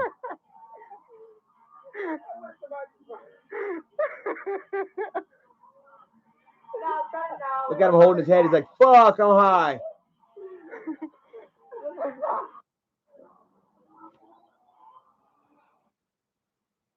They just want that shit to go away.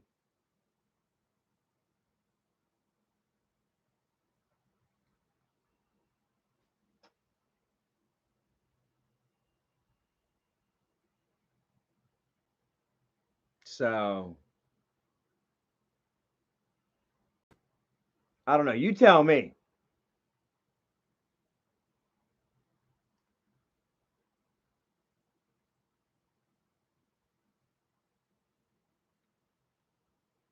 You tell me.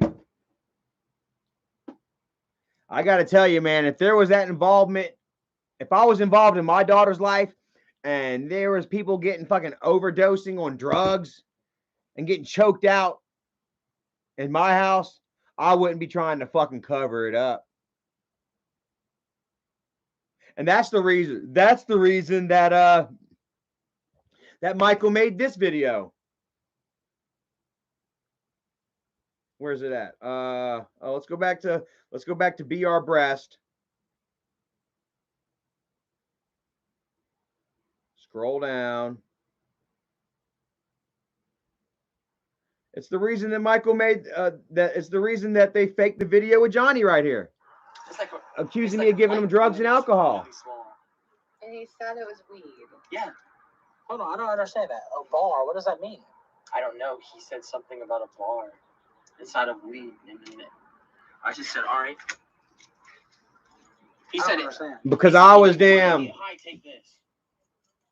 I don't know. Unknown says, doesn't Johnny have autism? They could have easily made him lie and bribed him. They absolutely bribed the boy. Absolutely bribed the boy.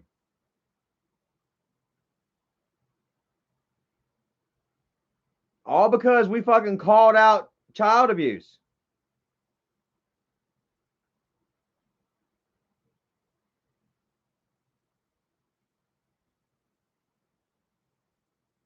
And check this out. They said, oh, it was Kyler the one doing it. Kyler wasn't supposed to be there.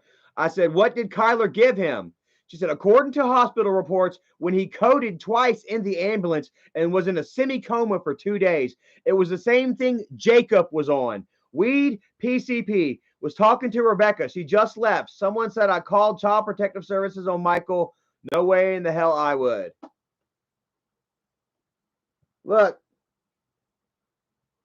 Said that Johnny coded twice in the ambulance.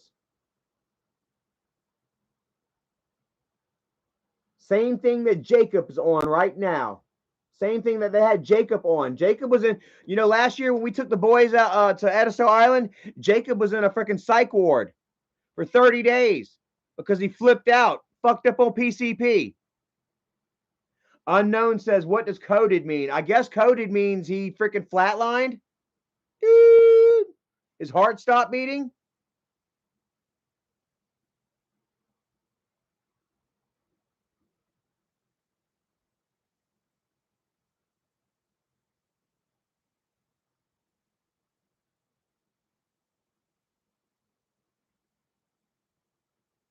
So,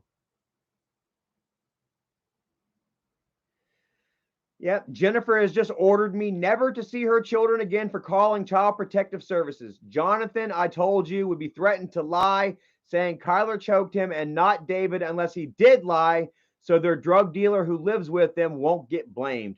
Michael has ordered me never to see Mia again. Big loss there because I don't see her anyway. They're always posting family get-together photos that I'm never invited to. I guess I won't have my phone service long because Michael pays the bills. I no longer want this house. Shackles, if you forgive the likeness thereof. Michael has blocked me on Facebook in my contact. No big deal. Your father taught them well how to hate me. Now they're teaching their children how to hate me. Michael has reminded me again about how I deliberately burned him and burned the house down. I invite them to provide any proof of any crime I've ever done. I'll gladly go to jail for the rest of my life. Please don't get into a piss war with them online. That's what they want so they can pad their bank account with videos. I'm so tired. I think it's time to give up a lost cause. I'll let you know where I'll be living next, what couch or floor I'm sleeping on.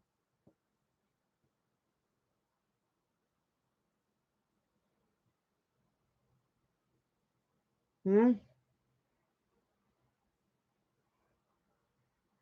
Huh?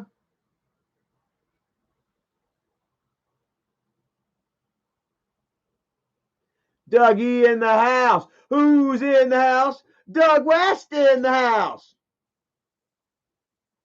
Go ahead and screenshot all that. We'll do it like Star Wars. Dun, dun, dun, dun, dun. Yeah, poor mom, dude. She's got it bad.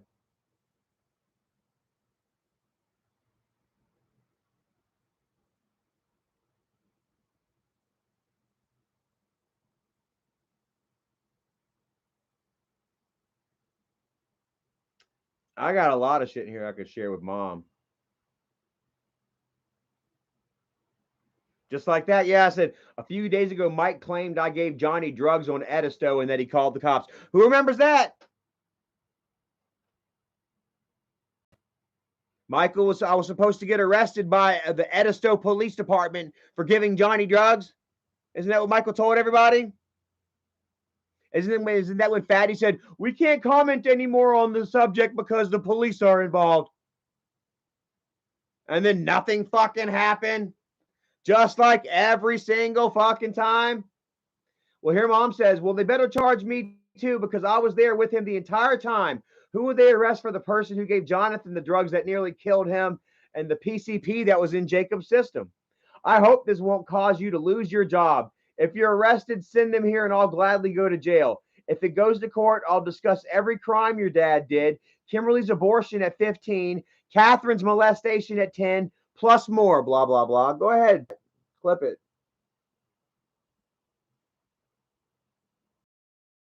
That they claim never fucking happened? How come mom's right here talking then? Huh? Bro, you want to talk about getting fucking exposed, Isaac? I can expose some shit tonight. I can keep fucking exposing some shit. Unknown says Catherine's molestation. Hey, didn't I tell you that my cousin Catherine accused my father of molesting her at 10? Look.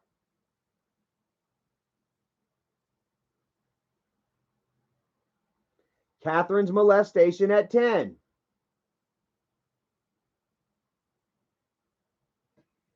Stacy is here, says, yeah, if police were involved with anything for you, you'd be locked up a long time ago. They seem to be all talk. The stuff they accuse people of doing is beyond YouTube, and just the fact of stuff like that happened and they knew about it for so long and didn't do anything, we mean they are just as guilty. So I doubt you did anything. Thank you.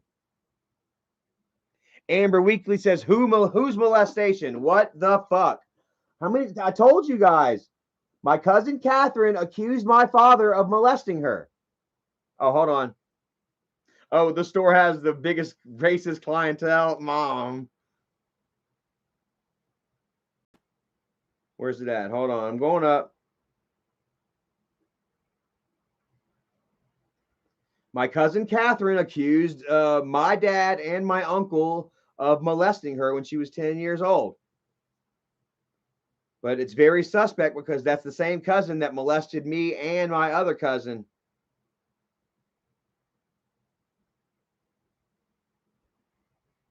Hold on, let me scroll down.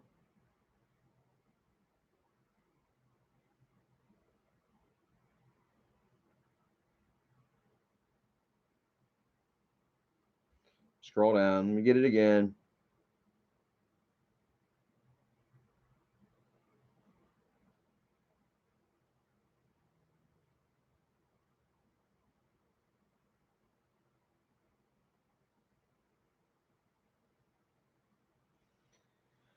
Okay. Okay, here it is. Yeah. Boom. Look. Catherine's molestation at 10.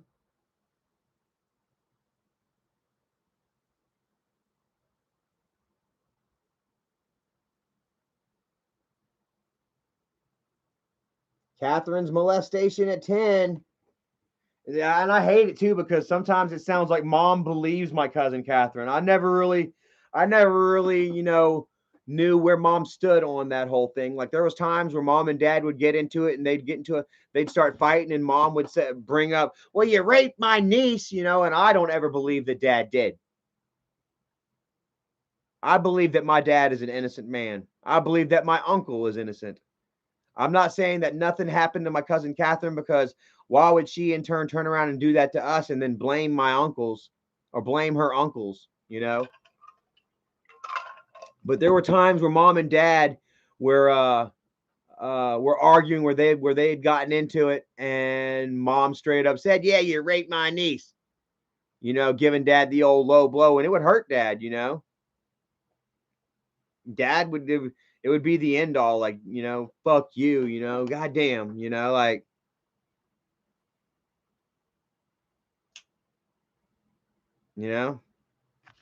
and I don't believe it did happen. I don't believe that dad did it.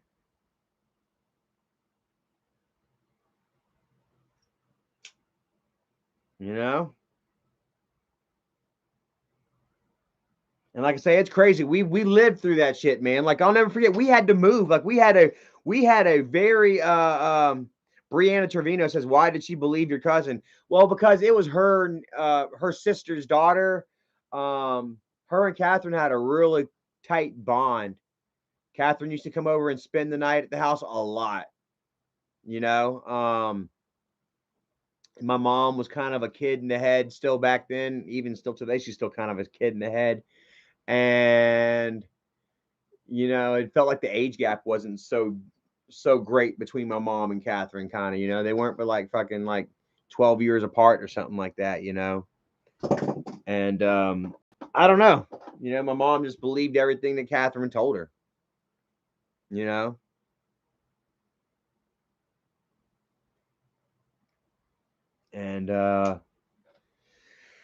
yeah, it fucked up the whole family, bro, man. Like we were a really close family before this happened, man. We were all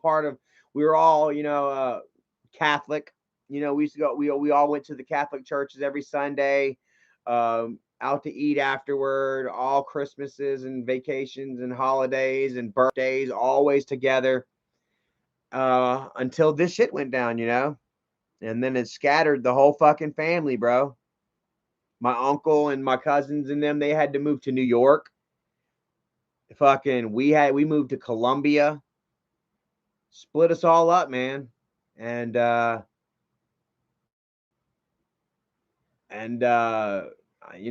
man, like we didn't have hard times like we had them in Columbia, no family.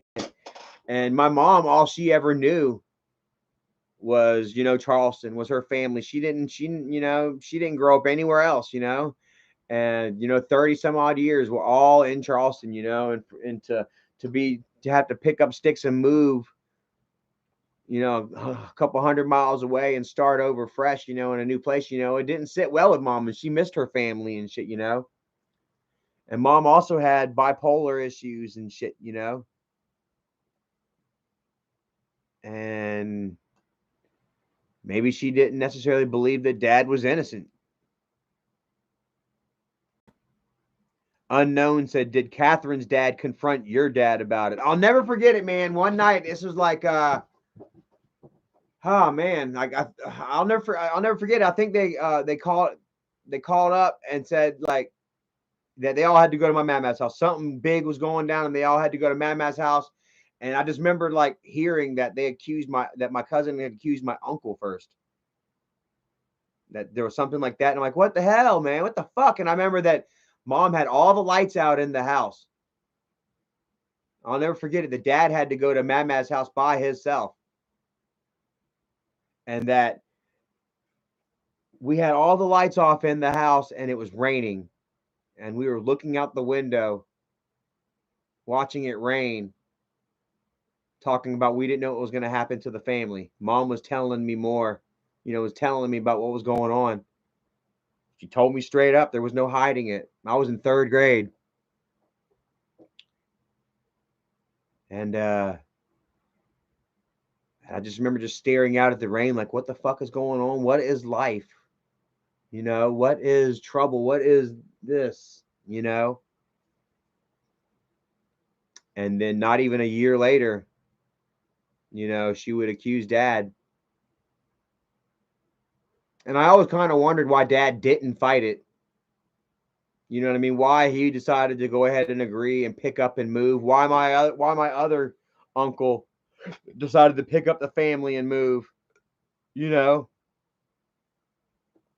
Unknown says, did your dad ever talk about it later on? No, Dad doesn't. It was one of those things that Dad wanted to keep private as much as possible. You know what I mean? Like it was a stain. It was an embarrassment. It's like something that you want to hide. You know what I mean? Like, I don't know. How many people, like want everyone to want the world to know that they had to pick up and relocate because their fucking niece accused them of rape. And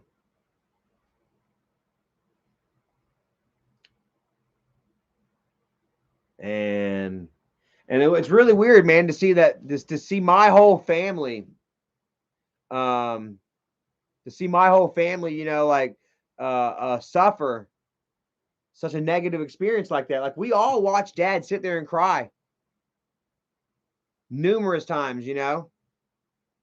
Mom would damn bring it up and accuse him. Yeah, that's why you raped your goddamn niece or whatever, and it would hurt him every time. Our family was destroyed over this lie. And here you have Michael and Jennifer and Kimberly turning right around and doing the same exact fucking thing.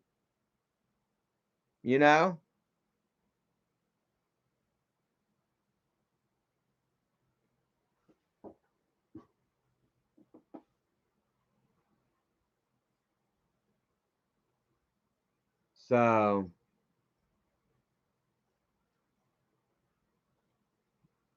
it's really sad, man. Like they learned nothing from that, in the way that they turn right around and let history repeat itself.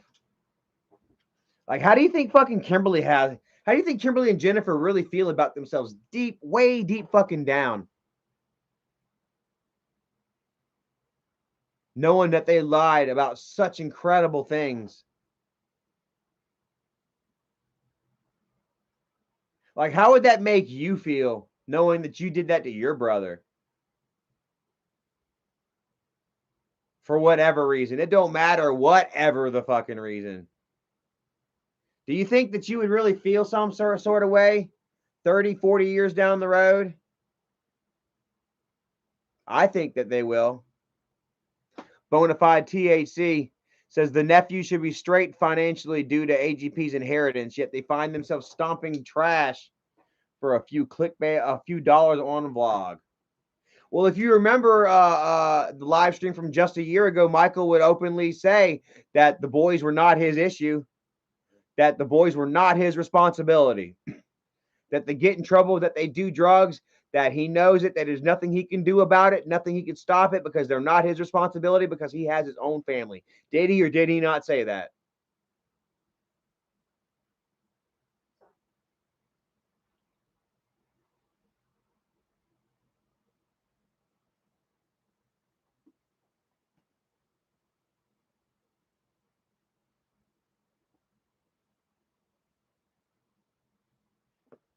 So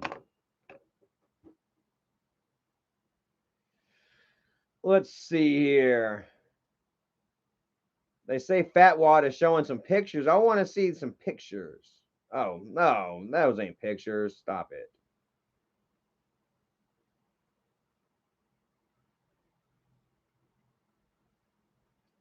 Yeah, nothing. Let's check Twitter.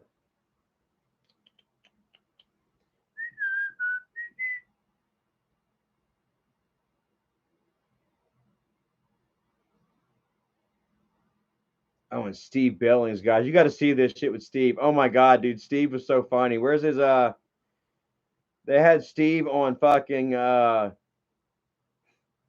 whatchamacallit, TMZ or some shit. Hold on a second. You got to see this shit. Let me go to it. Hold on.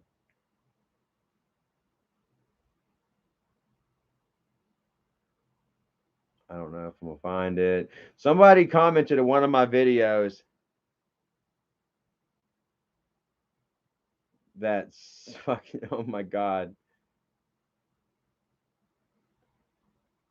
Of Steve, dude. And he, like, his teeth are fucked. That's today. That's today.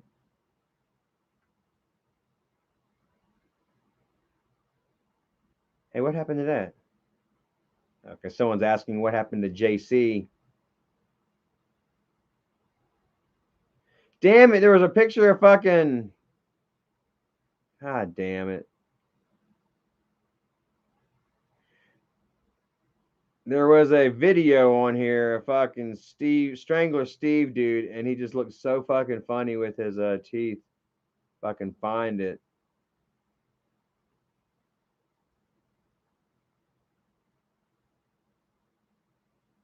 Damn it.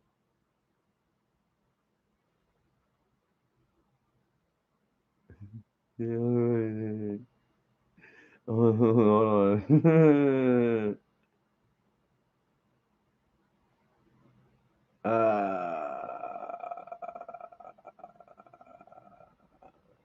don't want to sit and watch through all this shit. What time is it? 11 o'clock? God damn. I've been on here fucking late. How long have I been on here now? Fucking 3.5 hours. Holy shit. I'm going to have to get off of here, guys. We're going to have to continue this later or something.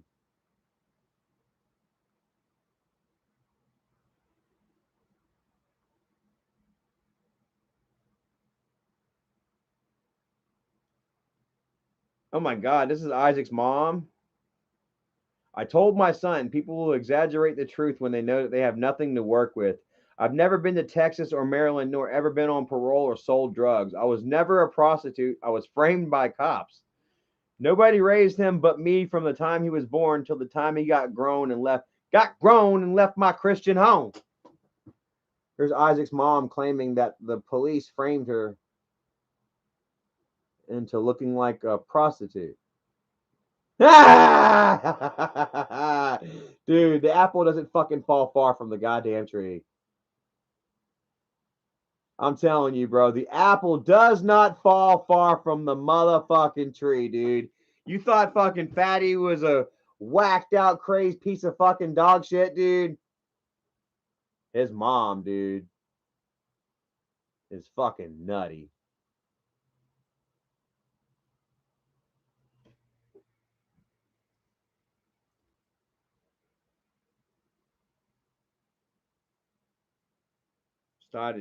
Stopped hearing from God. I want to see that fucking video of Billings again, man. That shit was so funny.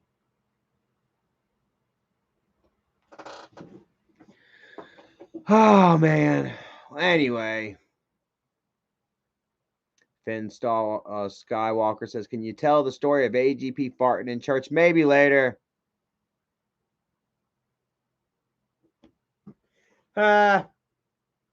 Rachel says Isaac was the creation of Isaac was the creation of I'll give you an extra 10 for Raw. Oh, that's why Isaac don't know who the fuck his daddy is.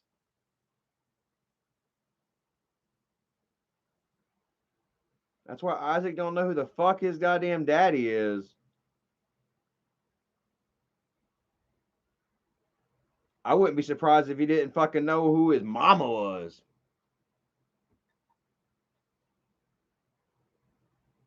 So,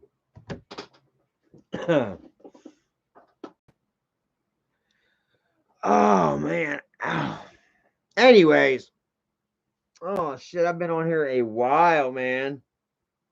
Appreciate the donations, man. You guys really stuck at the fatty and tuna. Oh man, got them both triggered into going live. Like I say, can't trigger fatty into getting a job though. Like I say, I guarantee you all by the end of the year, Nikki will have custody of those fucking kids. Guarantee it. Absolutely 1000% fucking guarantee it. And I asked y'all to go ahead and save this fucking live stream of him going live tonight. Save that shit and share it with the guardian ad litem. Who is that? Who is his guardian ad litem again? Let me go over here. Let me go back.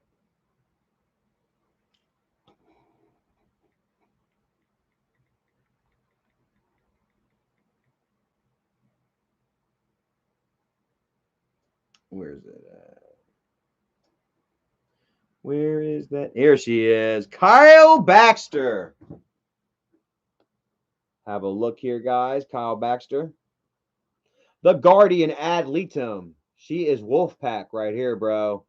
This woman is 100% Wolfpack, man. Y'all got any issues with Fatty? If he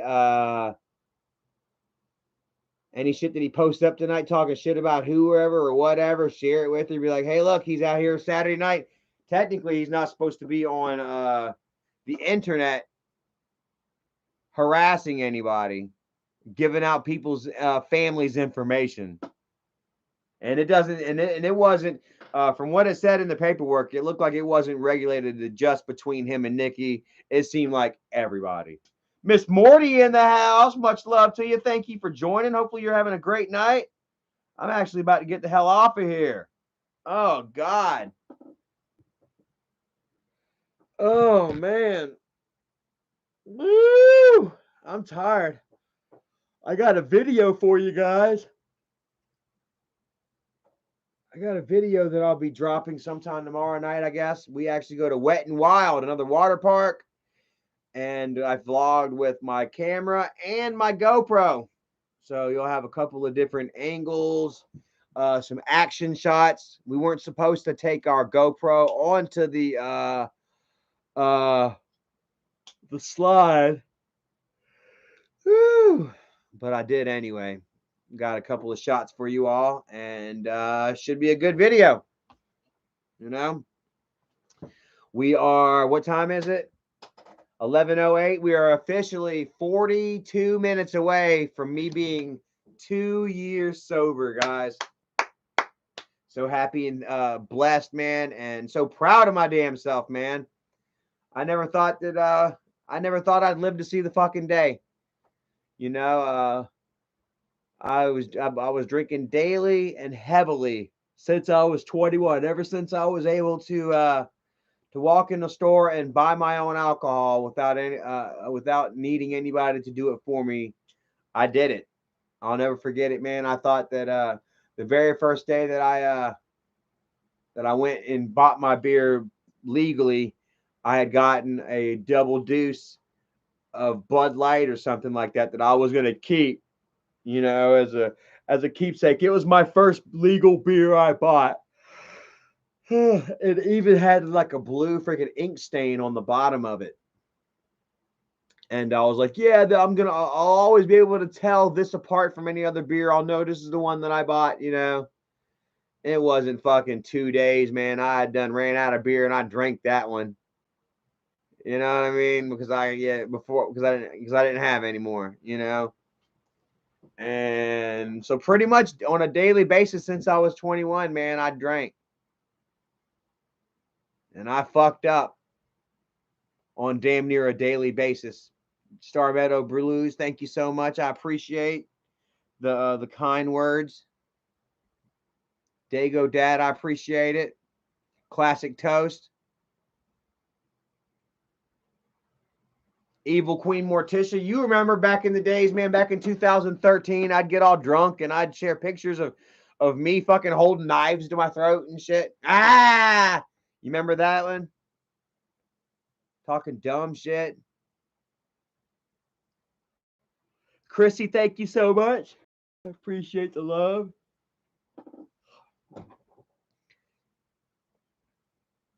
And yeah, man. I mean, like y'all can see an obvious difference, you know. And it's a real difference, you know. Like I'm not gonna sit here and fake it. You know what I mean? I got a true chance to make a better life for myself, for Erica, for my daughter. Should she reach out to me?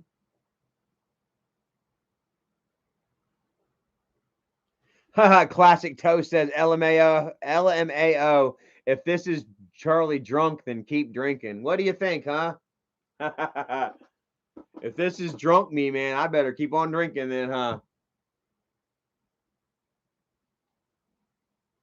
Yeah.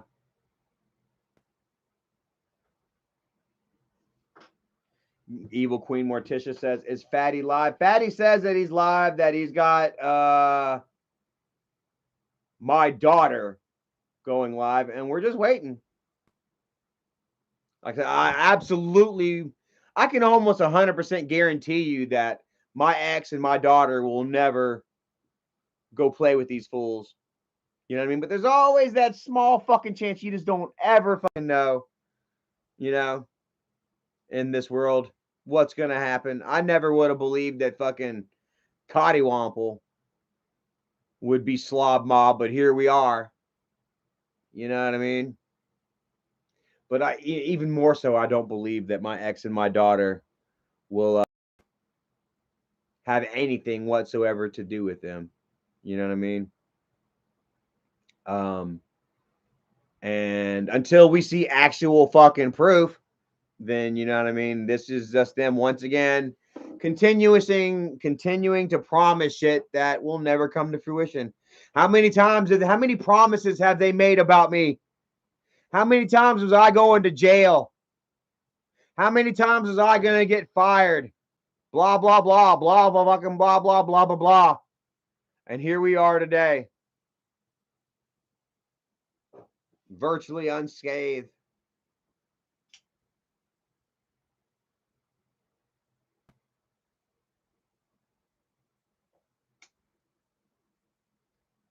Classic Toast says they're just trying to make you lose sleep. All they can do at this point. That's all. And that's where I learned to, you know what? Don't pay attention to them. To go ahead and do my thing, speak my shit, and let them react off of me. Which is what's done happened twice tonight. I made Tuna go live and I made Fatty go live. Reacting off of me, not the other way around. I tell you, man, it's a nice welcome change, huh? To be in control of the shit. Pretty fucking sweet, I gotta tell you. I am the fucking puppet master. And like I say, once again, Brianna Trevino says they are mad. Like I say, I'm sorry that they're mad. I'm sorry that they're triggered. I'm sorry that they created so many lies and so much bullshit that they can't fucking crawl from underneath it. That I'm not going to die on their hill. That I'm not going to fall on their sword. Classic Toast says it's always when you have a big live stream. I'm sorry, man. You know, it is what it is.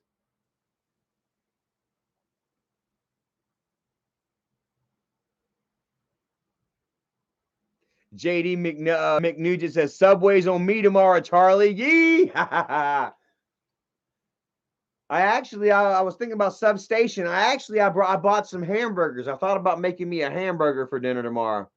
Freedom Burgers.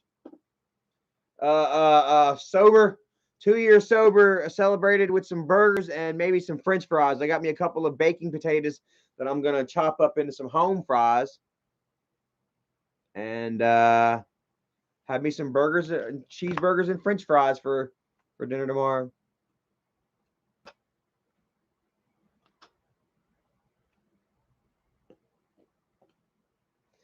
Evil Queen Morticia says they got mad all because Charlie didn't watch their video. Which video again?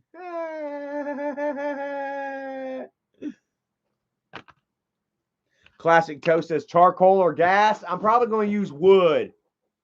Erica doesn't like charcoal. We don't have gas. So I'm probably going to get a do some sticks like I did last time. Round up a bunch of sticks and cook it over a stick fire.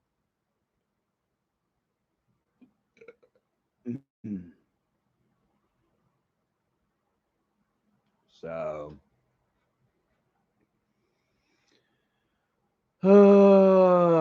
anyways, man, I got to go ahead and get off of here, guys. Like I said, I got a video for you all tomorrow. It's been fun triggering the trolls. We're going to continue it. Like I say,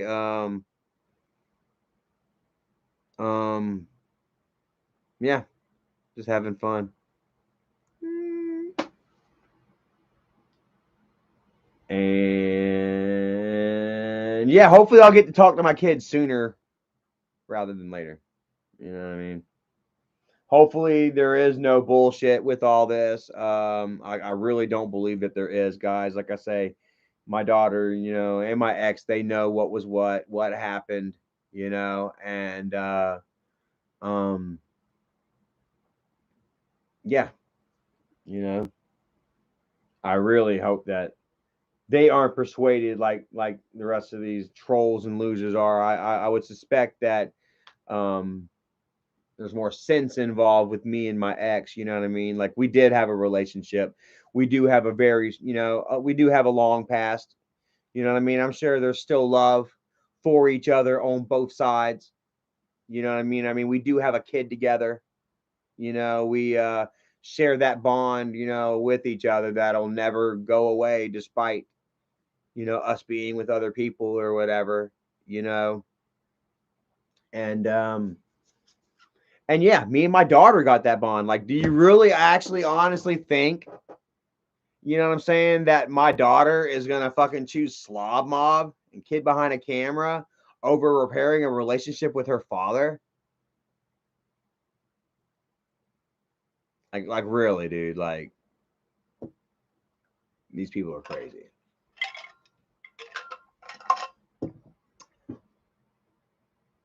Brianna Trevino says, I hope not. I seriously hope not neither, you know what I mean? Because like I say, bro, like I believe that my ex has, you know, more pride than that. You know, she thinks more highly of herself, you know, than to get involved with shit like that. If she didn't think any better of herself, well, then I would like to believe that she would have joined the pack a long time, or she would have joined the Slob Mob a long time ago. You know what I mean?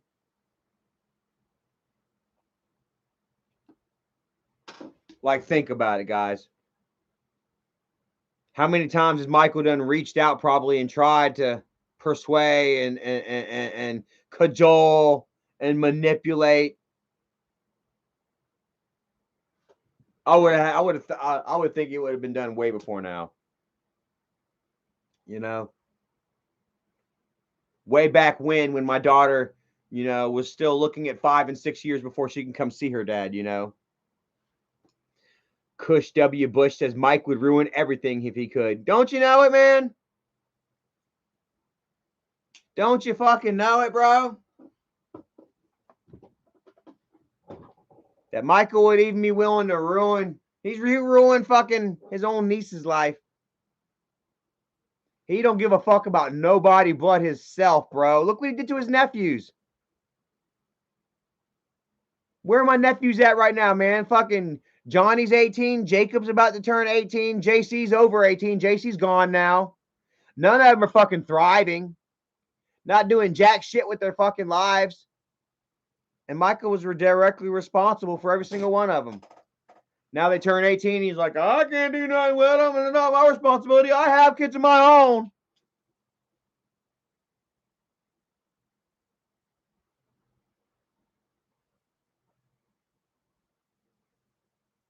So, anyways, man, I got to bounce off of here, man. It's fucking late. 3 hours and 40 minutes. It's 11:20. I don't know if I'm going to be able to eat dinner tonight. This was fun, though. This was fun. We're going to do this again here later.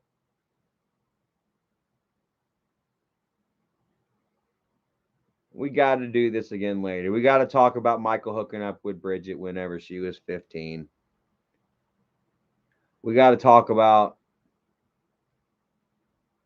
my cousin Catherine and how she lied on my dad. Because I think it's really shitty. Michael has since taken this woman out to eat for steaks and shit. Dad's money bought his accuser a fucking fat steak. I don't know. It's a lot to deal with. Stacy, JD, Lazy Bum, Brianna, Dago, Adam Ritter, Nunez, Bronx Born, Eddie Cagle. For life. For life. Weenus Goochman. Powder. Dougie, we love you, Dougie. Dougie, go live so everyone can go hang out with you, man. They've been asking about you all night. I am Wrath, Bronx Born, Chrissy. Thank you guys for modding up for me. Girly Girl says she can't believe Michael's working with Tuna after she tried to break his knee in that video. Well, Michael doesn't care about dad. All he gives a fuck about is money.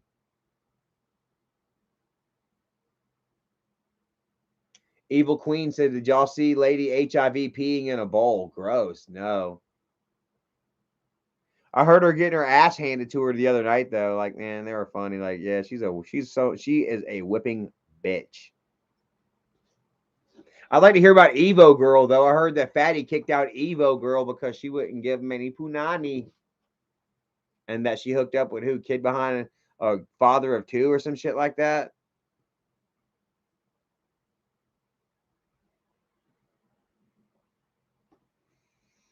Oh, man. Yeah. So, oh my God. This was fun. I enjoyed it. Did y'all enjoy that?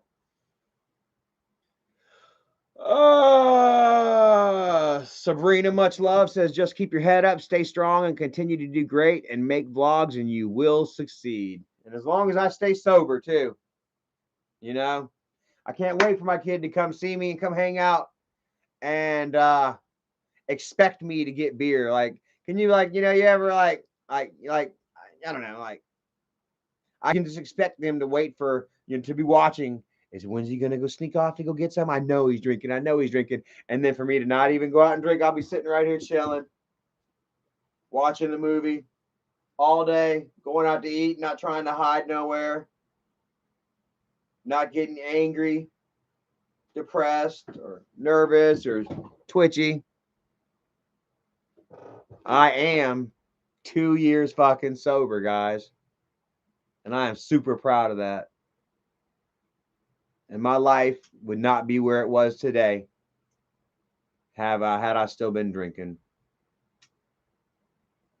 So thank you all for the love and support and the kindness, trying to help keep me level-headed on the right track, for noticing this in me, and letting me know. It means a lot, because I live with self-doubt, growing up constantly being told that you're worthless, that you're no good, that you won't amount to shit. You tend to start believing it. You know what I mean?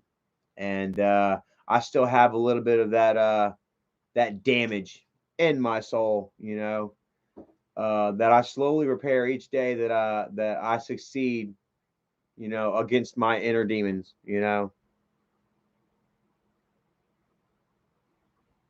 So, anyways, I'm gonna get off here, man. Thank you all for watching. I love you all so very much, and I'll holler at y'all next time. Should I go eat? Should I go make me a sandwich right now, or should I just try not to eat? Should I maybe drink a shake and go to bed? What do you think? First person that says something, I'll do it. No, I won't. I'll think about it. Eat or no eat? Eat. There we go. Girly girl says eat. Eat. So hell yeah, man. You guys.